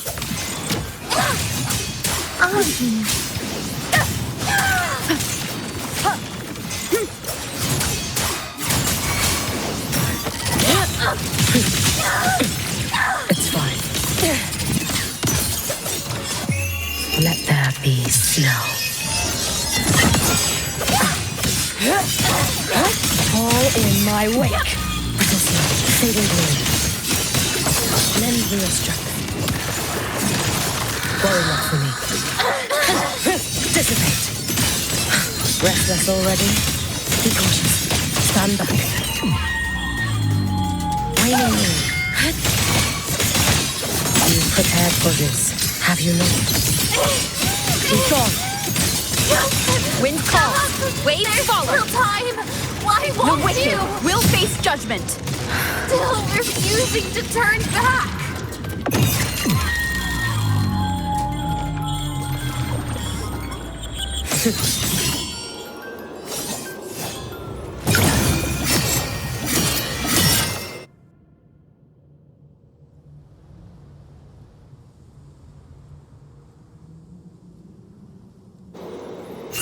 May the Sakura incinerate. Burn this self away.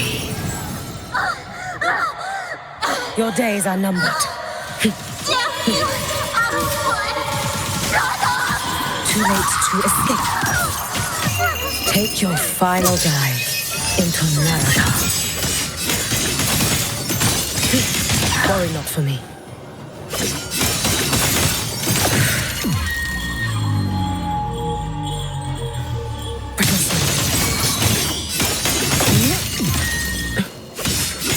Wind calls.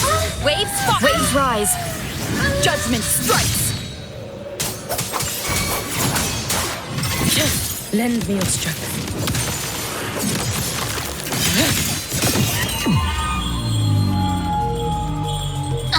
Fading gloom. Follow my moves if you can. For all wishes spoken, this vessel I offer. This is all pointless!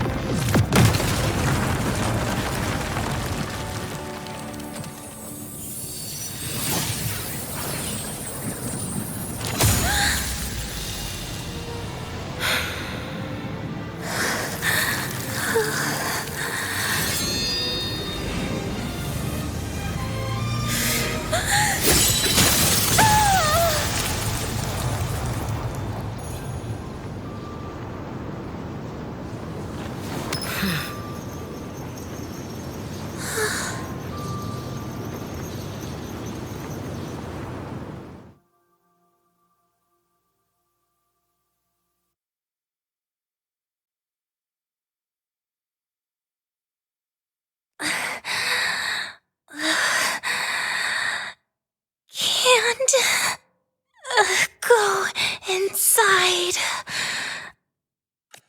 Rest now. Do not worry. The void matter frequency within her has weakened. She will recover.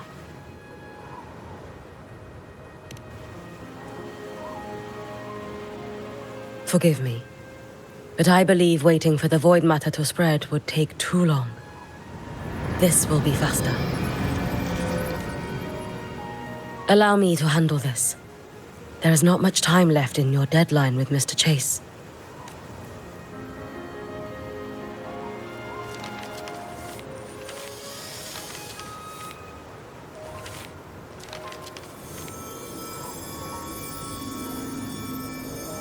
My Shiratori can guide you through void matter, but the concentrations here go beyond its strength. So I will draw upon a future where I learned to fully channel its power. It will protect you and help you find the path you seek.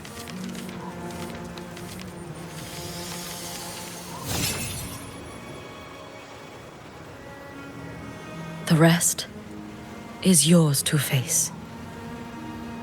Thank you, Hiyuki.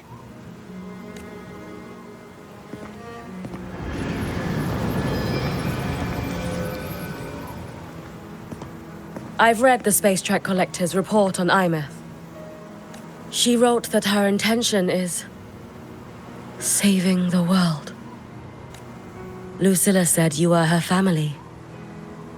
I suppose you must be the reason she held that vision. Do you regret it? Leading her to the Savior's path, to a life of pain and struggle. One must walk this path alone in order to protect.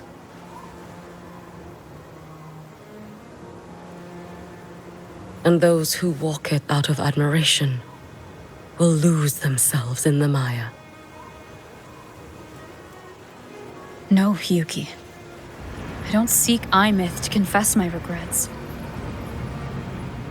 I want to find her, so I can tell her. I hope to make you proud. I hope I haven't let you down. I've always been proud of her. She chose to walk this path with me, so I know I'm not alone. Should I ever fail, I know there will be someone who will continue to protect Solaris. With your extraordinary strength, that is indeed possible. But for those who are too weak to save others, there is only futility waiting at the end. As I learned when I failed to save Ashinohara. All I can do now is hold my Sutsu tightly to ensure that after Hiyuki, there will be no more Miko of flaming Sakura. That is all that remains. From Lahai-Roi to the distant lands of Jinzhou and Rinasida, people rise up to fight the Threnodians. I've been part of that fight. But to pretend I'm the only reason they're standing? That everything fails if I do? That's arrogance. It's an insult to everyone else choosing to stand their ground. My victories were never mine alone. If even one person makes it to the end of this road, then we're still winning. Hiyuki, when you're walking alone and feel that weight, just stop for a moment. Look around. Stop. You'll see that there are people who draw strength from you. People out there who are proud of you. And when you finally reach the end of your journey, you'll know it was never futile. How enviably brilliant.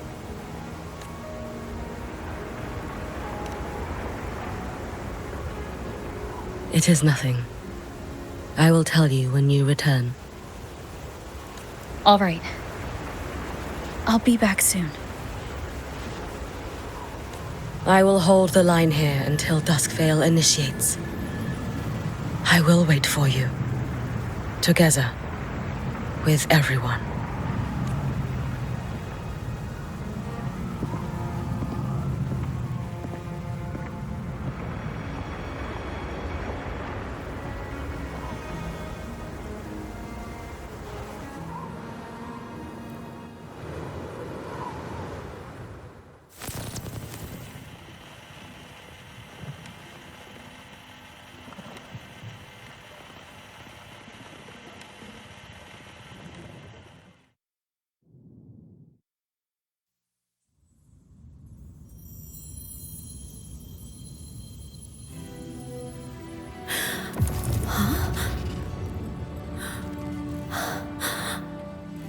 Exostrider?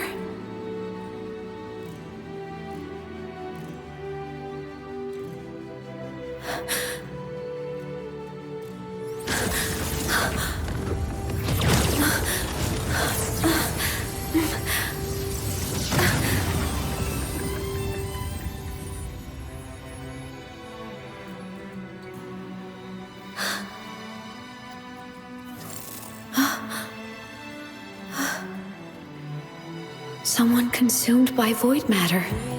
Come here. The Exostrider's power is nearly spent, but I'll do my best to protect you.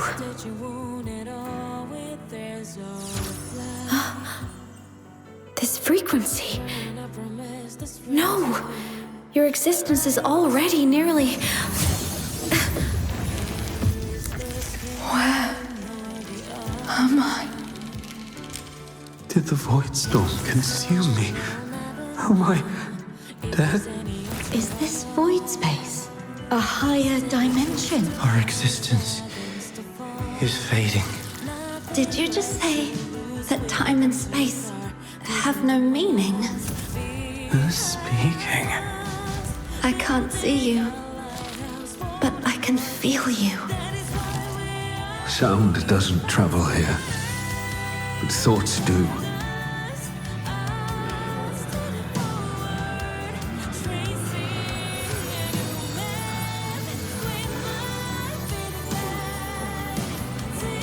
The Exostrider? Why is the Exostrider here? What happened? The light. What should we do?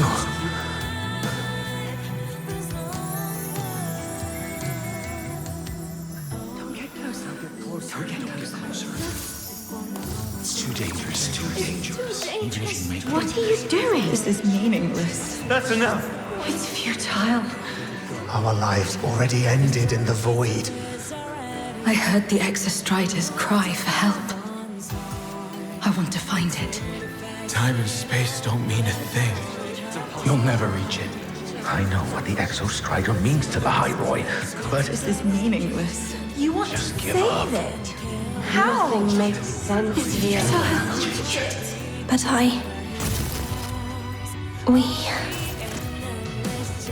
We made it to the stars to reach for the unknown, didn't we?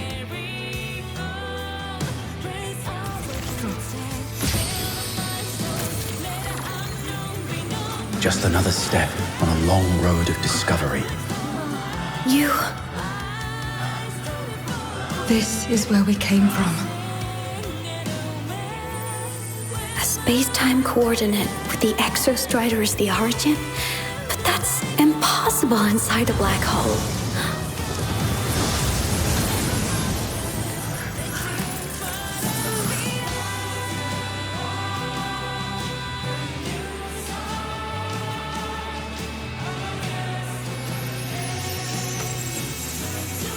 Now, we will mark the past with the future.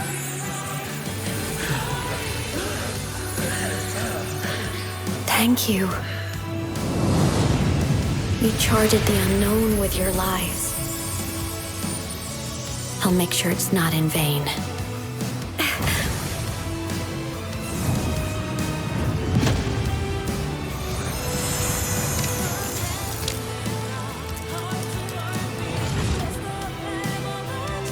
The light of the origin point. We will bear it.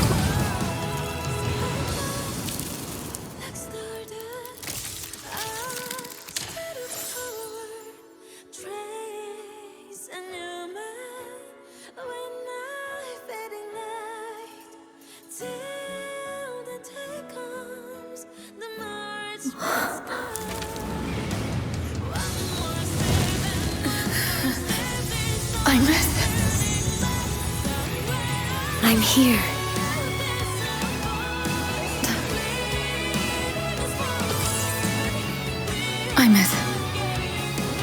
Can you bring the drive replica here? It's the heart they built for the Exostrider.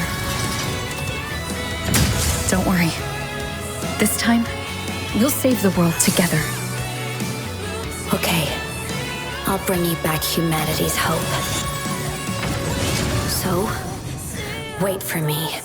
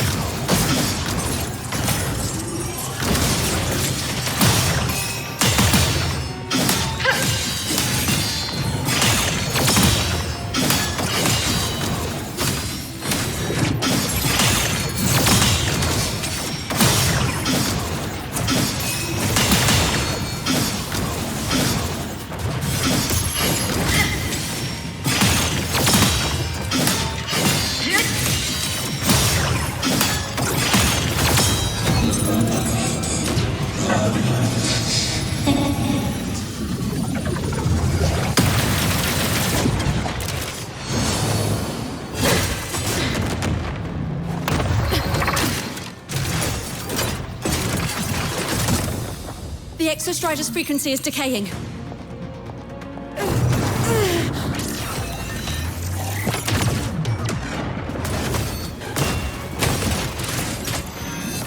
Its reading is about to flatline.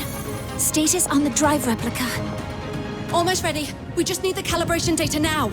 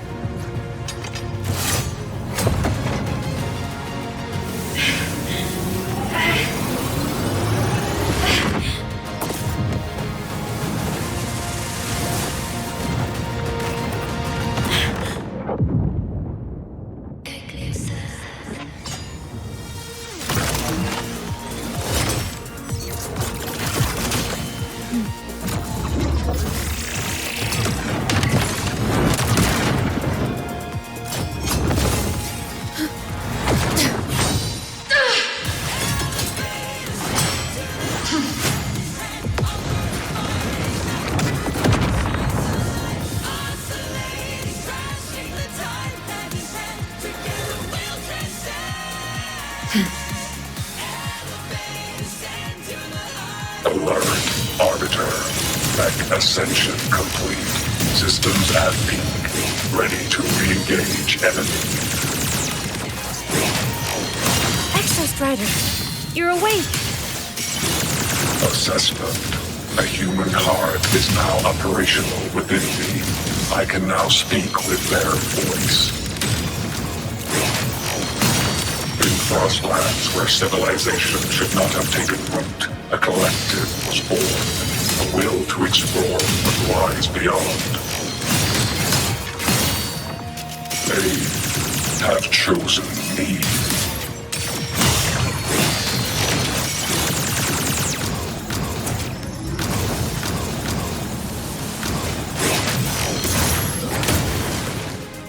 Smite.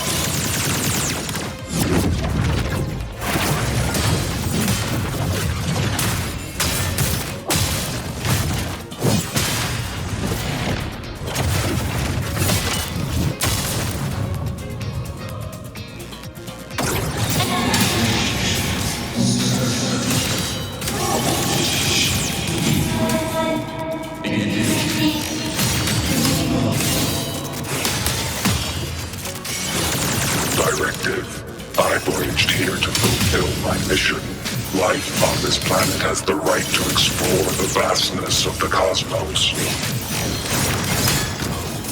You see the civilizations across the stars only as food to quiet your hunger. You cannot comprehend the will that drives them.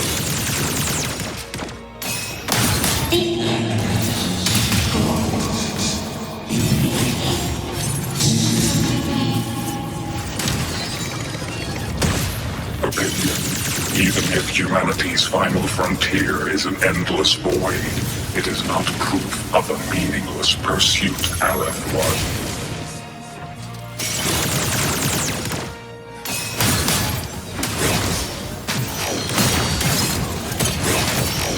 Ranged module. Smite.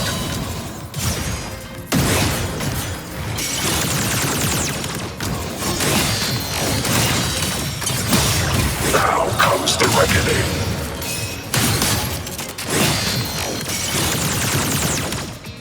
Engage. Evaded.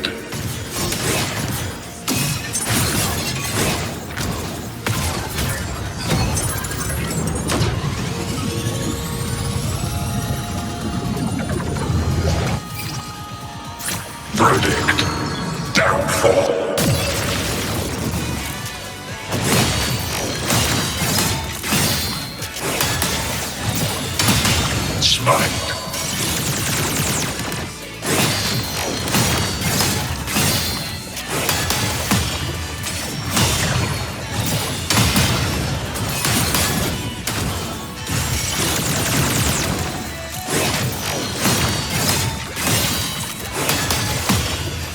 Verdict.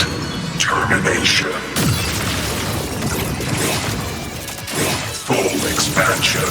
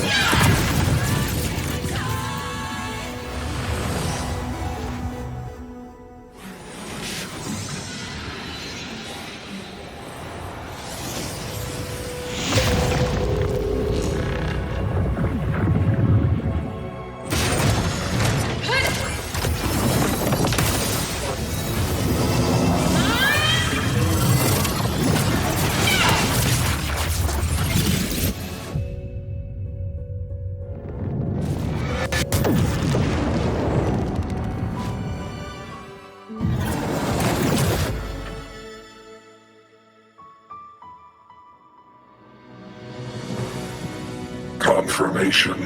Battle concluded. Void matter responses within this sector have dissipated. But Threnodian LF1 wasn't destroyed. Analysis. Resonator Imuth. Under current parameters, the permanent termination of Aleph-1 is impossible. Therefore, I exercised autonomous judgment and exiled it to the furthest reaches of this universe. Request. Arbiter, permission to remain. Before your final judgment, allow me to submit a log of my experience in Lahai-Roi. Log retrieval. On multiple return transits, I was detected by Aleph-1. It pursued me, its objective to enter Solaris through the Strider Gate. It attacked. I fell. But Resonator Imuth answered me with her power, and I was able to banish a part of Aleph-1. I should have initiated a full system seal to await repairs, but I saw countless pairs of terrified eyes. Discovery. The Roya in the Frostlands stood helpless before the Threnodians' void matter calamity. I saw panic and dread. Following the protocols shared with the Sentinels, I extracted my reactor drive and encased it deep within the ice. Then I powered down to slumber. Exception. A momentary reactivation occurred.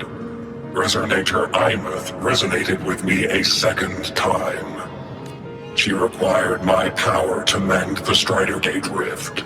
I complied. That was when I became a digital ghost. But was that the second time we resonated? Or the first? Initial assessment.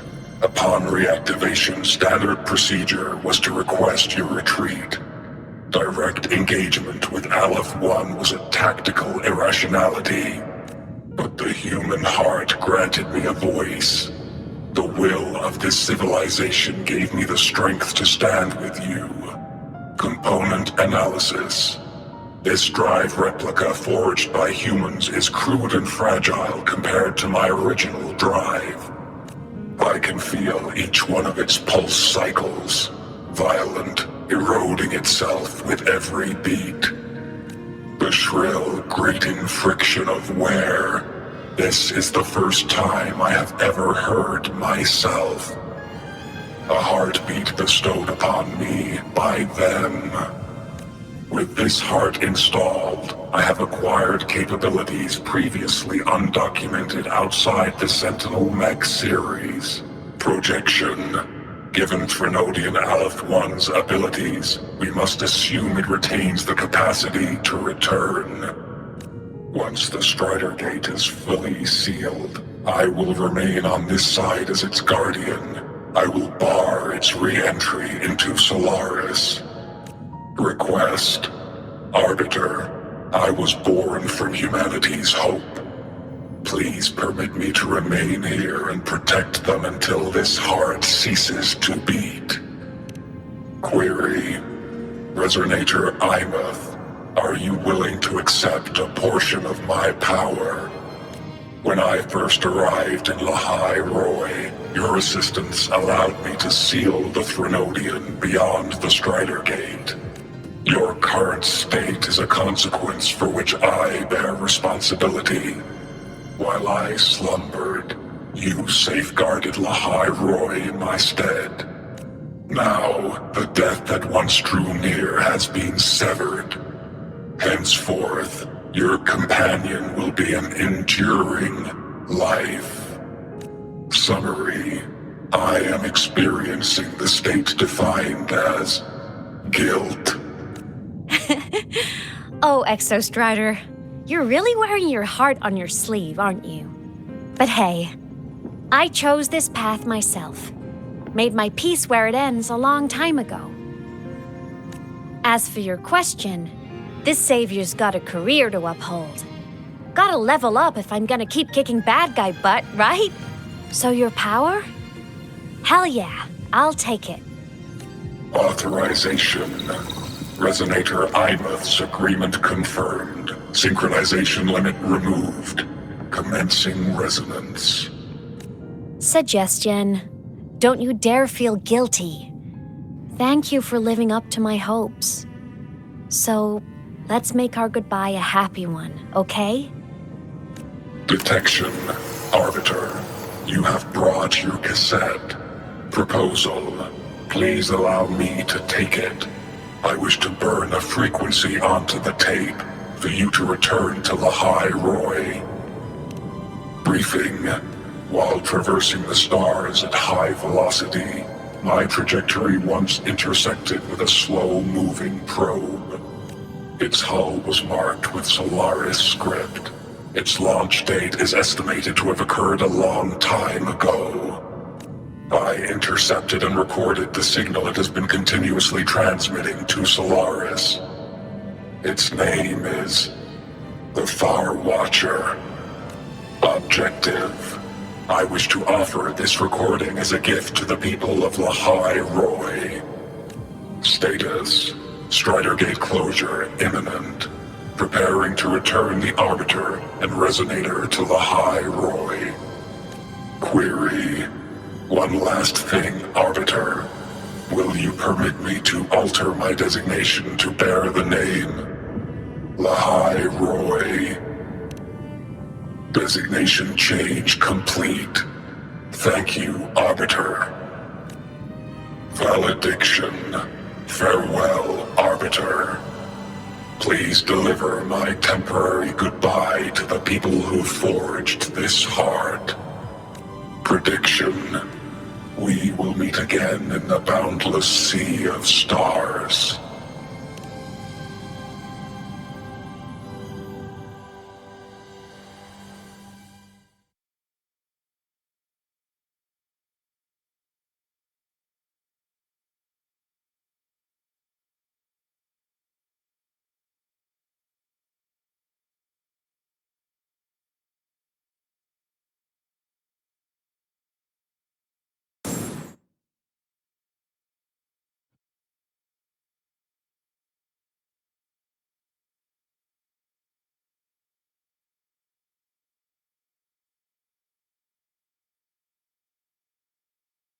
It's been so long since I last saw Solaris.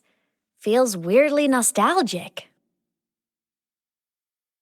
Now that Aleph 1's been kicked to the cosmic curb, Lahai-Roi can finally breathe easy. I was gonna say we saved the world this time, but honestly, it was the explorers who fell into the void matter. They're the ones who mapped that data on me and the Exostrider inside the Threnodian's black hole. All I did was burn their findings onto a cassette for you. And it was the people of Lahai-Roi who decoded the cassette and forged the drive replica. That's what let the Exostrider finally cast the Threnodian out. So, this wasn't a story about heroes saving the world. It was the world saving its heroes, right? Yes. And now, we're home.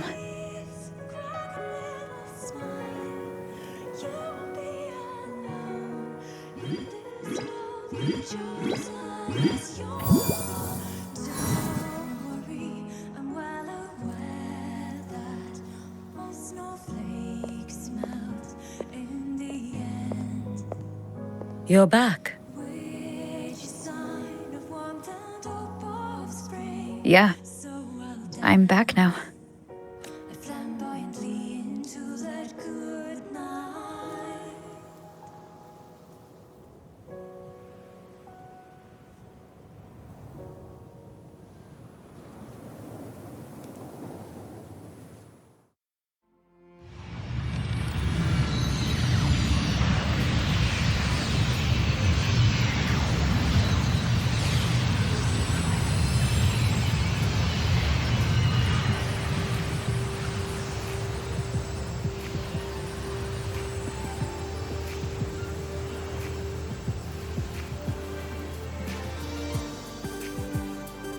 During Aleph 1's recent activity, impact was successfully contained to the Dimmr Plains. Within the plains themselves, void matter concentrations have dropped significantly across most sectors.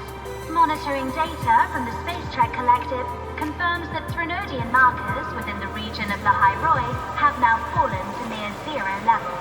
Exostrider activity has fully ceased. However, related research into its technology will continue. Research units deployed by Startorch Academy have successfully neutralized all anomalous constructs activated by the Threnodian across Lahai-Roi. The experience gained through this mission will carry forward. In Beata Woods, the area closest to the Threnodian's attempted breach, partial structural damage has been confirmed. Overall, the situation remains well within control. As void matter levels continue to drop, the Roya will regain access to a broader and more stable range of territory.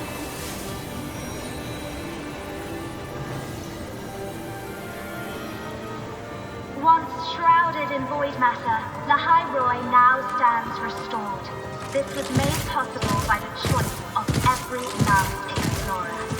The road ahead is vast. We will reach the stars. And then we'll keep going.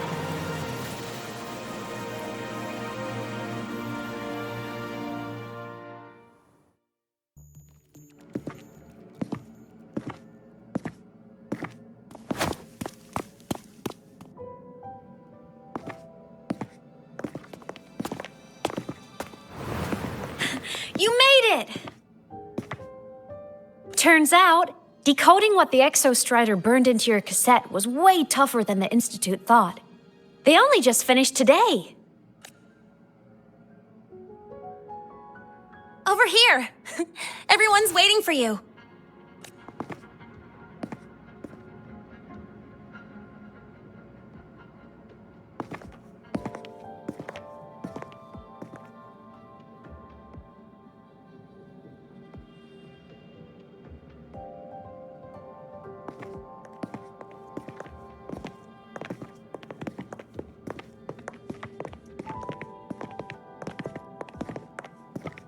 What could it possibly be? Oh, I can't wait to find out.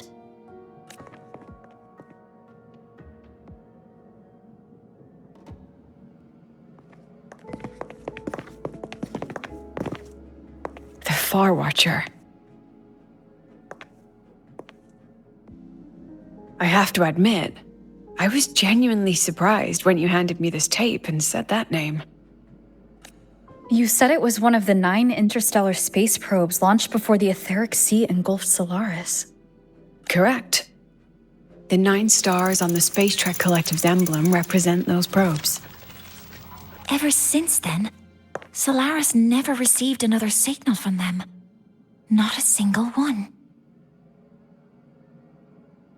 Until today. Professor Mornier, you may begin playback.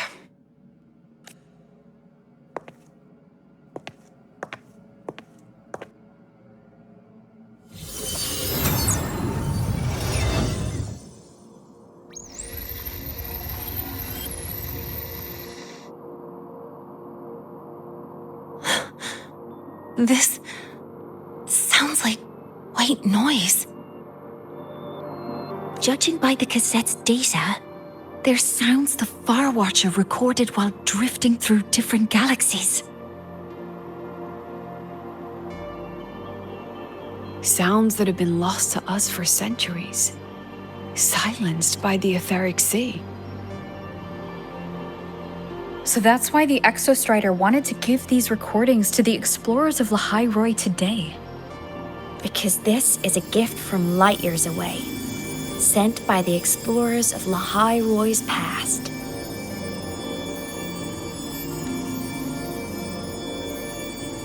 Echoes from the sea of stars.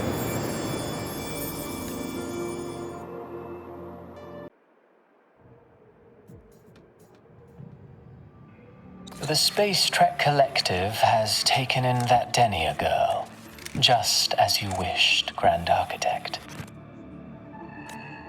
Good. Just let them care for the little doll for now. Such an extraordinary performance. I'm sure I can find another role for her later.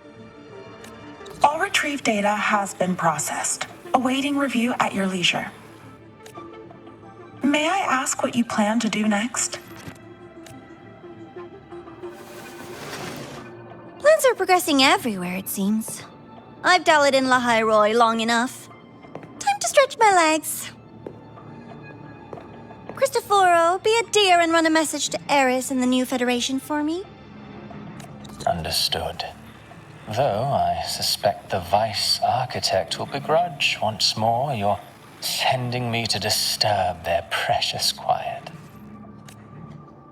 Oh, and will you require me to draft a prologue for your characters? No need. I'll pay for Lova a visit myself first. That will be all for now. This body tires so easily. Remember to give her a silent ending.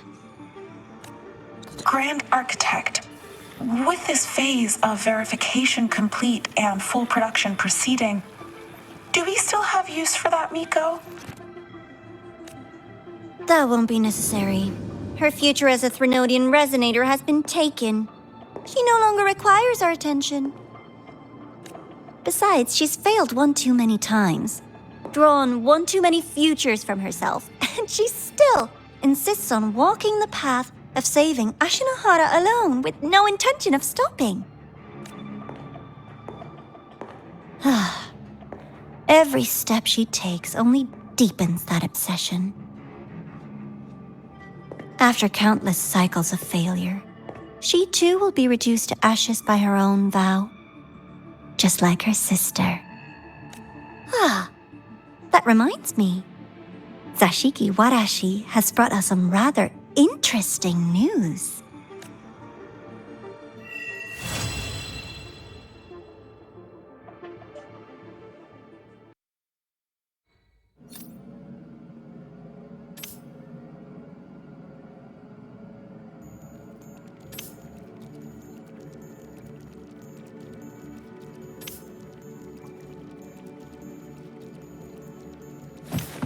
Roving among the stars.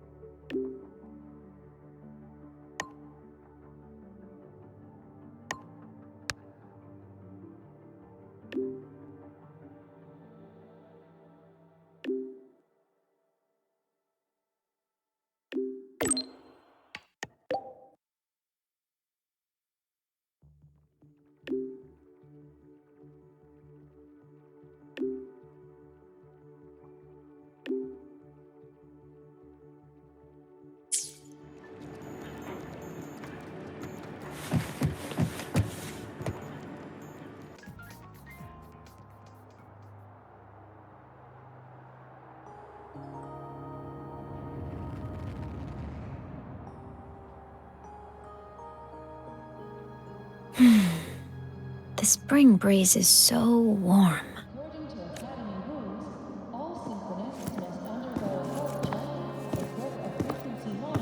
So, how have you been feeling these last few days?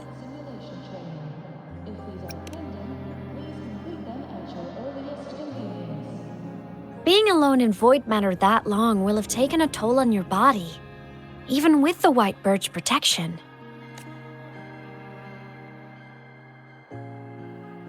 Just thinking about what you risked. Hey, don't you ever do something like that again, okay?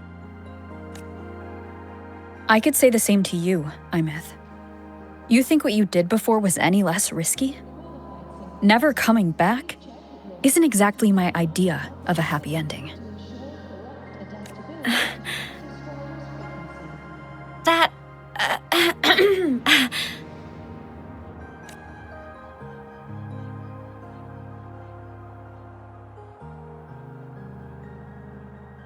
Okay.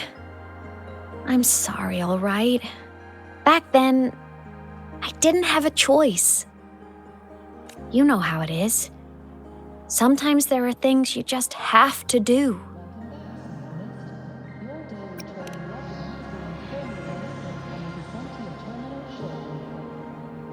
I won't do it again. Promise. Cross my heart. Besides, look at us now. We're both okay, and Lahai-Roi's safe. That's a pretty happy ending, right? The savior and the world, saving each other at last. A tale for the ages. Imeth, there's something I want to ask you. What is it? After you were sealed beyond the Strider Gate, how long were you out there? Alone. You've been dodging this. But I don't want you to keep choosing to handle this on your own.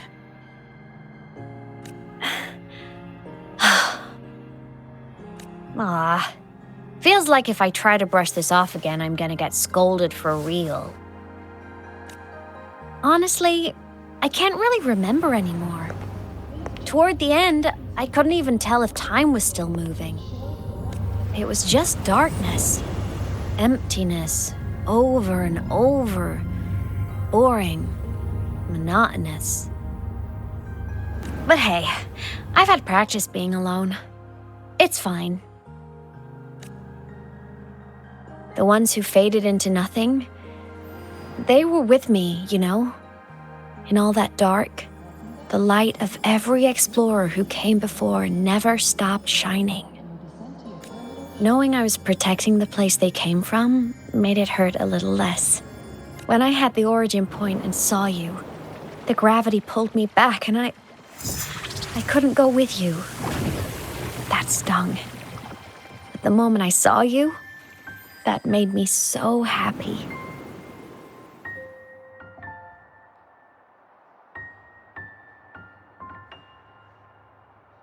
Seeing you again, that was enough.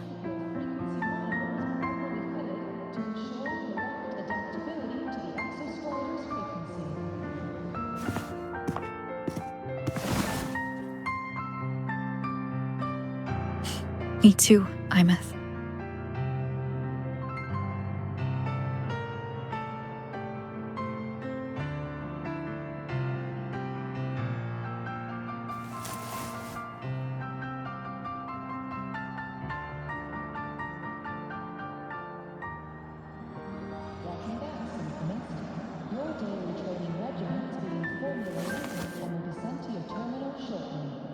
Okay. This is getting way too heavy. Let's talk about something fun. You know, this whole thing is kind of a blessing in disguise. People could only see me before, but now I can pilot this shell to actually interact with people.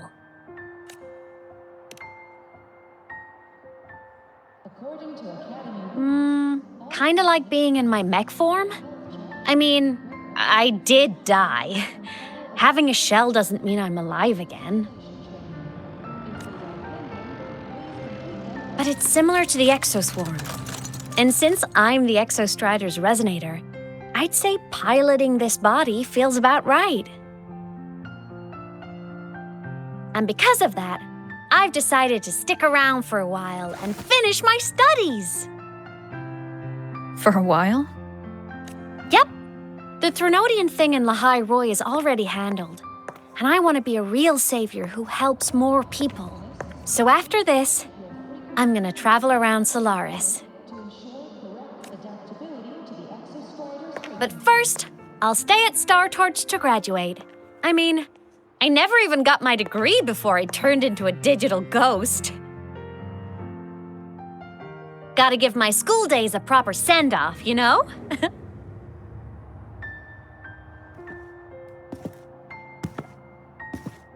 Imeth. Yeah? Even if it isn't a happy, carefree life, if it's the one you choose, I'll be proud of you. So go follow your heart, Imeth. I'll always be right here.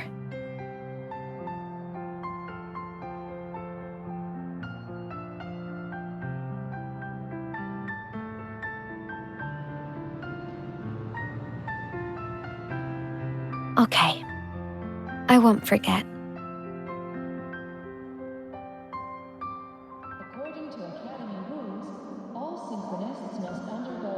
But before all that, walk with me? Just us and the spring breeze.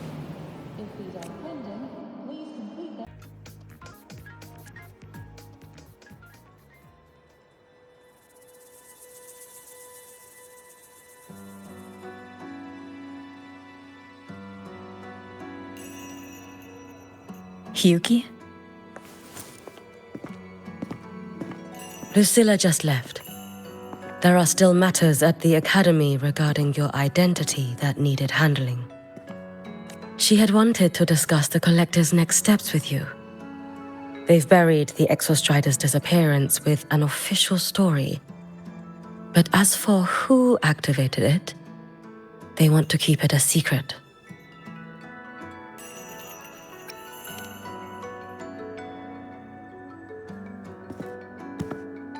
I'll be leaving Lahai-Roi before long. The fewer eyes on me, the better. Yes. She said that is the best way to protect you. Students will talk, that cannot be helped.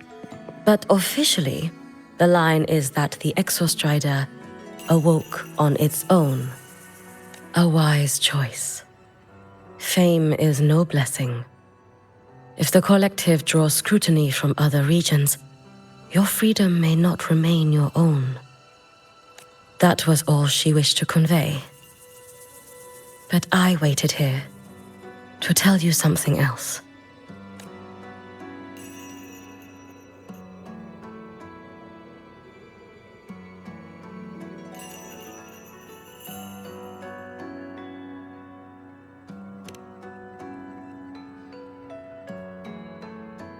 Do not worry over me.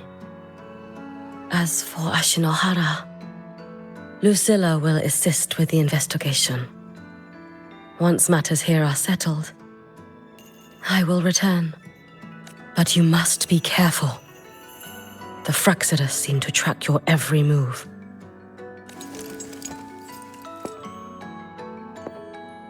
Their plans for Denia and me may have failed, but it proves one thing. They have found a way to harness Threnodian power. Spying from the shadows. That does sound like them. Thank you. I'll be careful. By the way, how is Denia? She is still undergoing treatment and remains unstable. The Collective seem to have special arrangements for her. I wish to visit, but Lucilla said, I am the one person who cannot. Well, it was your blade that struck her down.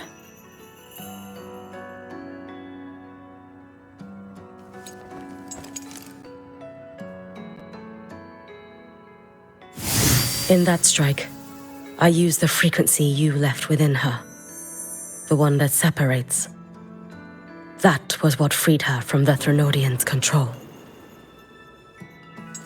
So in her eyes, you are likely just as frightening as I am. Still, I hear her disposition may have changed. I should like to visit her one of these days.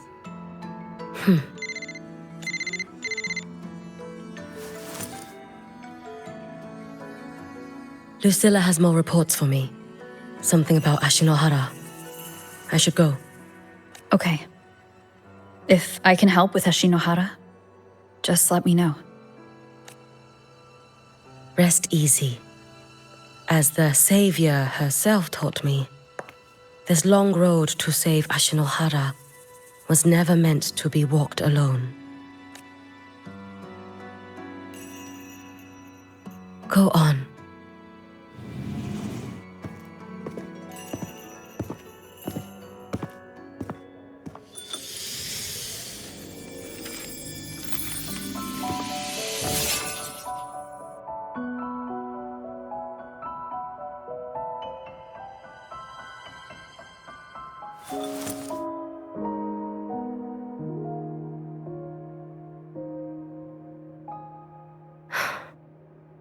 Perhaps I too can walk toward the spring you spoke of.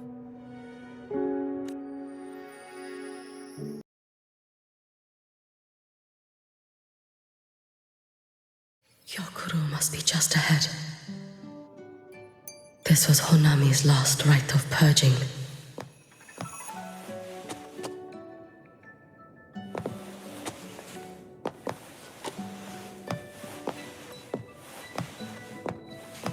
All is settled. Only one final thing remains. I have truly kept you waiting for too long, Hyokuro.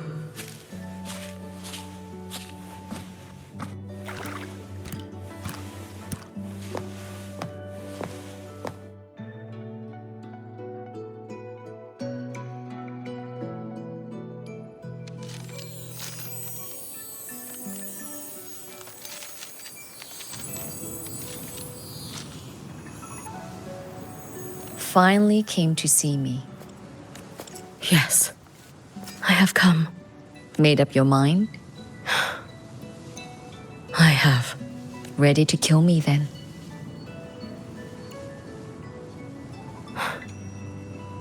Yes.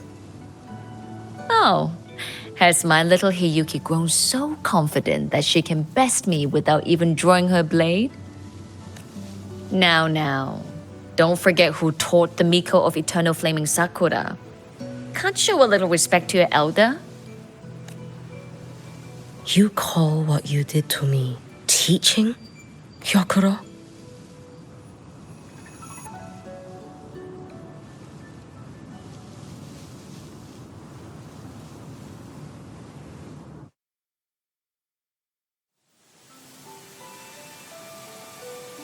Come then. Miko of Eternal Flaming Sakura.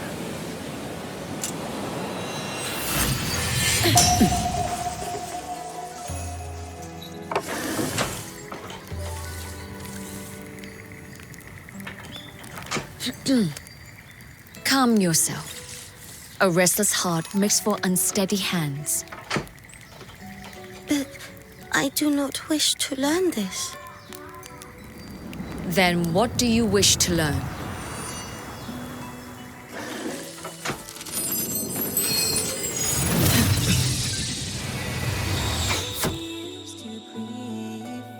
This girl will become a great archer. No, look at her hands. They are swordsman's hands. Not in this life. Her hands aren't ones to hold a blade. Isn't that right? Well now, you have refined your technique.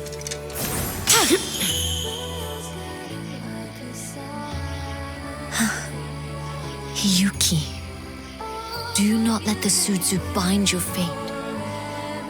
Go seek a future of your own.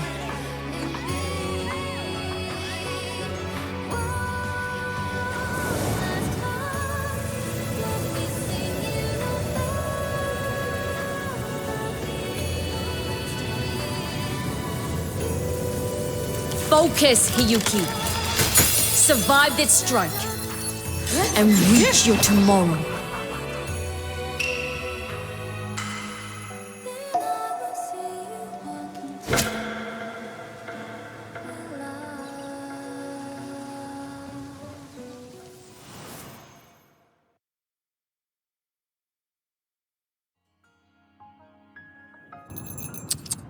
You have mastered many skills from others, but have yet to master the blade work of your own flaming Sakura clan. The last Miko withheld too much. She refused to teach me a single technique. Do you resent her?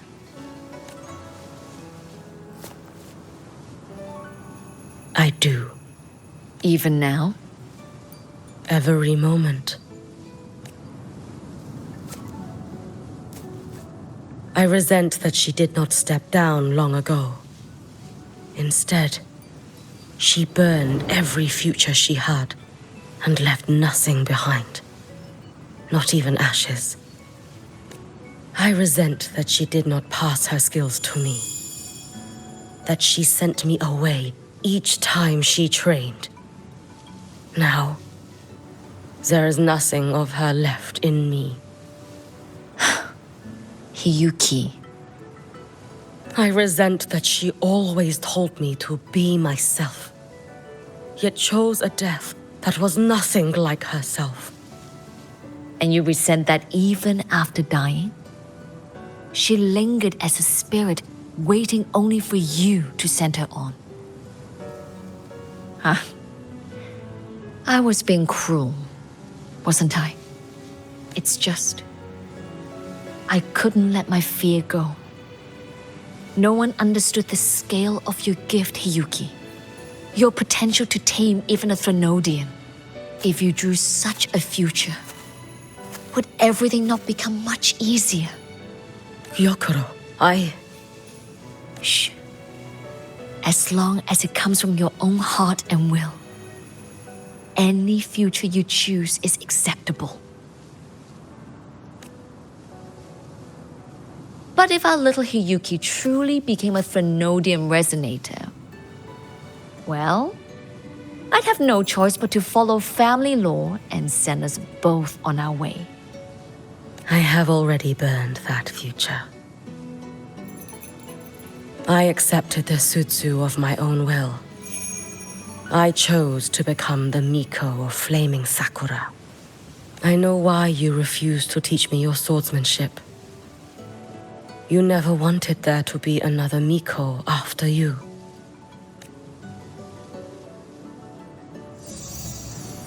I will fulfill that wish, sister. After Hiyuki, there will be no more Mikos of Flaming Sakura. The Miko of Eternal Flaming Sakura. That is a heavy title to bear. It is. The future ahead is long. Very, very long. I know. Through the Sutsu, we draw strength from countless possible futures. But each time you do, you see yourself draw closer to Miko's destined end. A future burned to cinders, leaving nothing behind. Yes. And before that destined end arrives, I will find a way to drive back the Threnodian, so that Gyokuro may simply be Gyokuro, so that Hiyuki may simply be Hiyuki, so that Ashinahara will no longer need a Miko of Flaming Sakura. You have grown up, a little Hiyuki.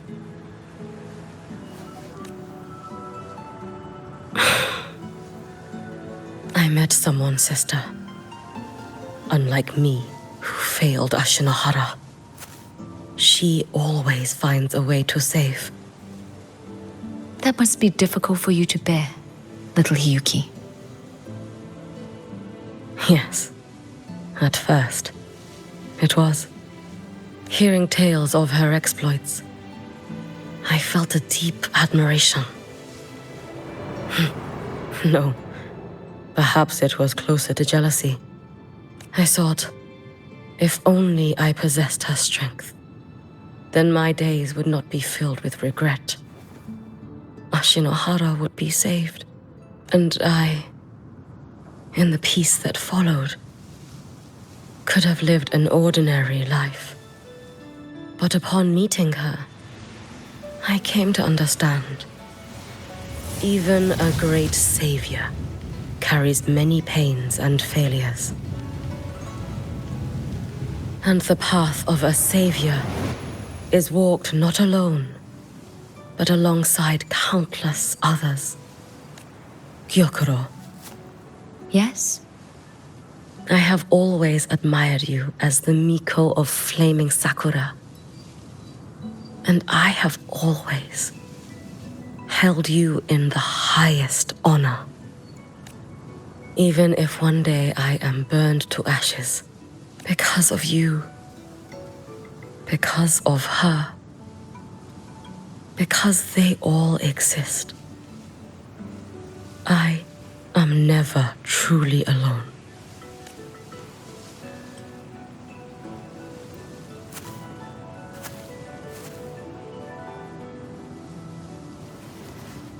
I take great pride in you too.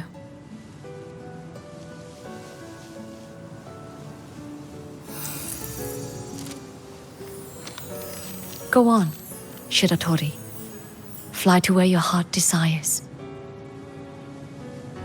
May the day come when you, too, step into spring as freely as anyone in this world.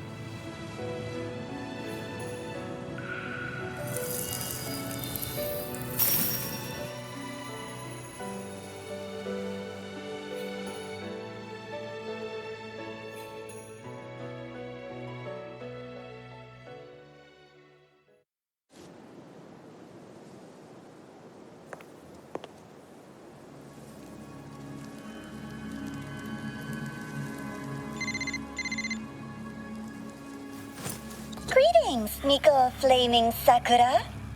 You. Oh, relax. I'm not here to recruit you. I just heard a piece of news and thought you might want to know. Not long ago, that island floating over the sea, your hometown, it vanished. All in a single day. Congratulations on your wish coming true, Lady Miko.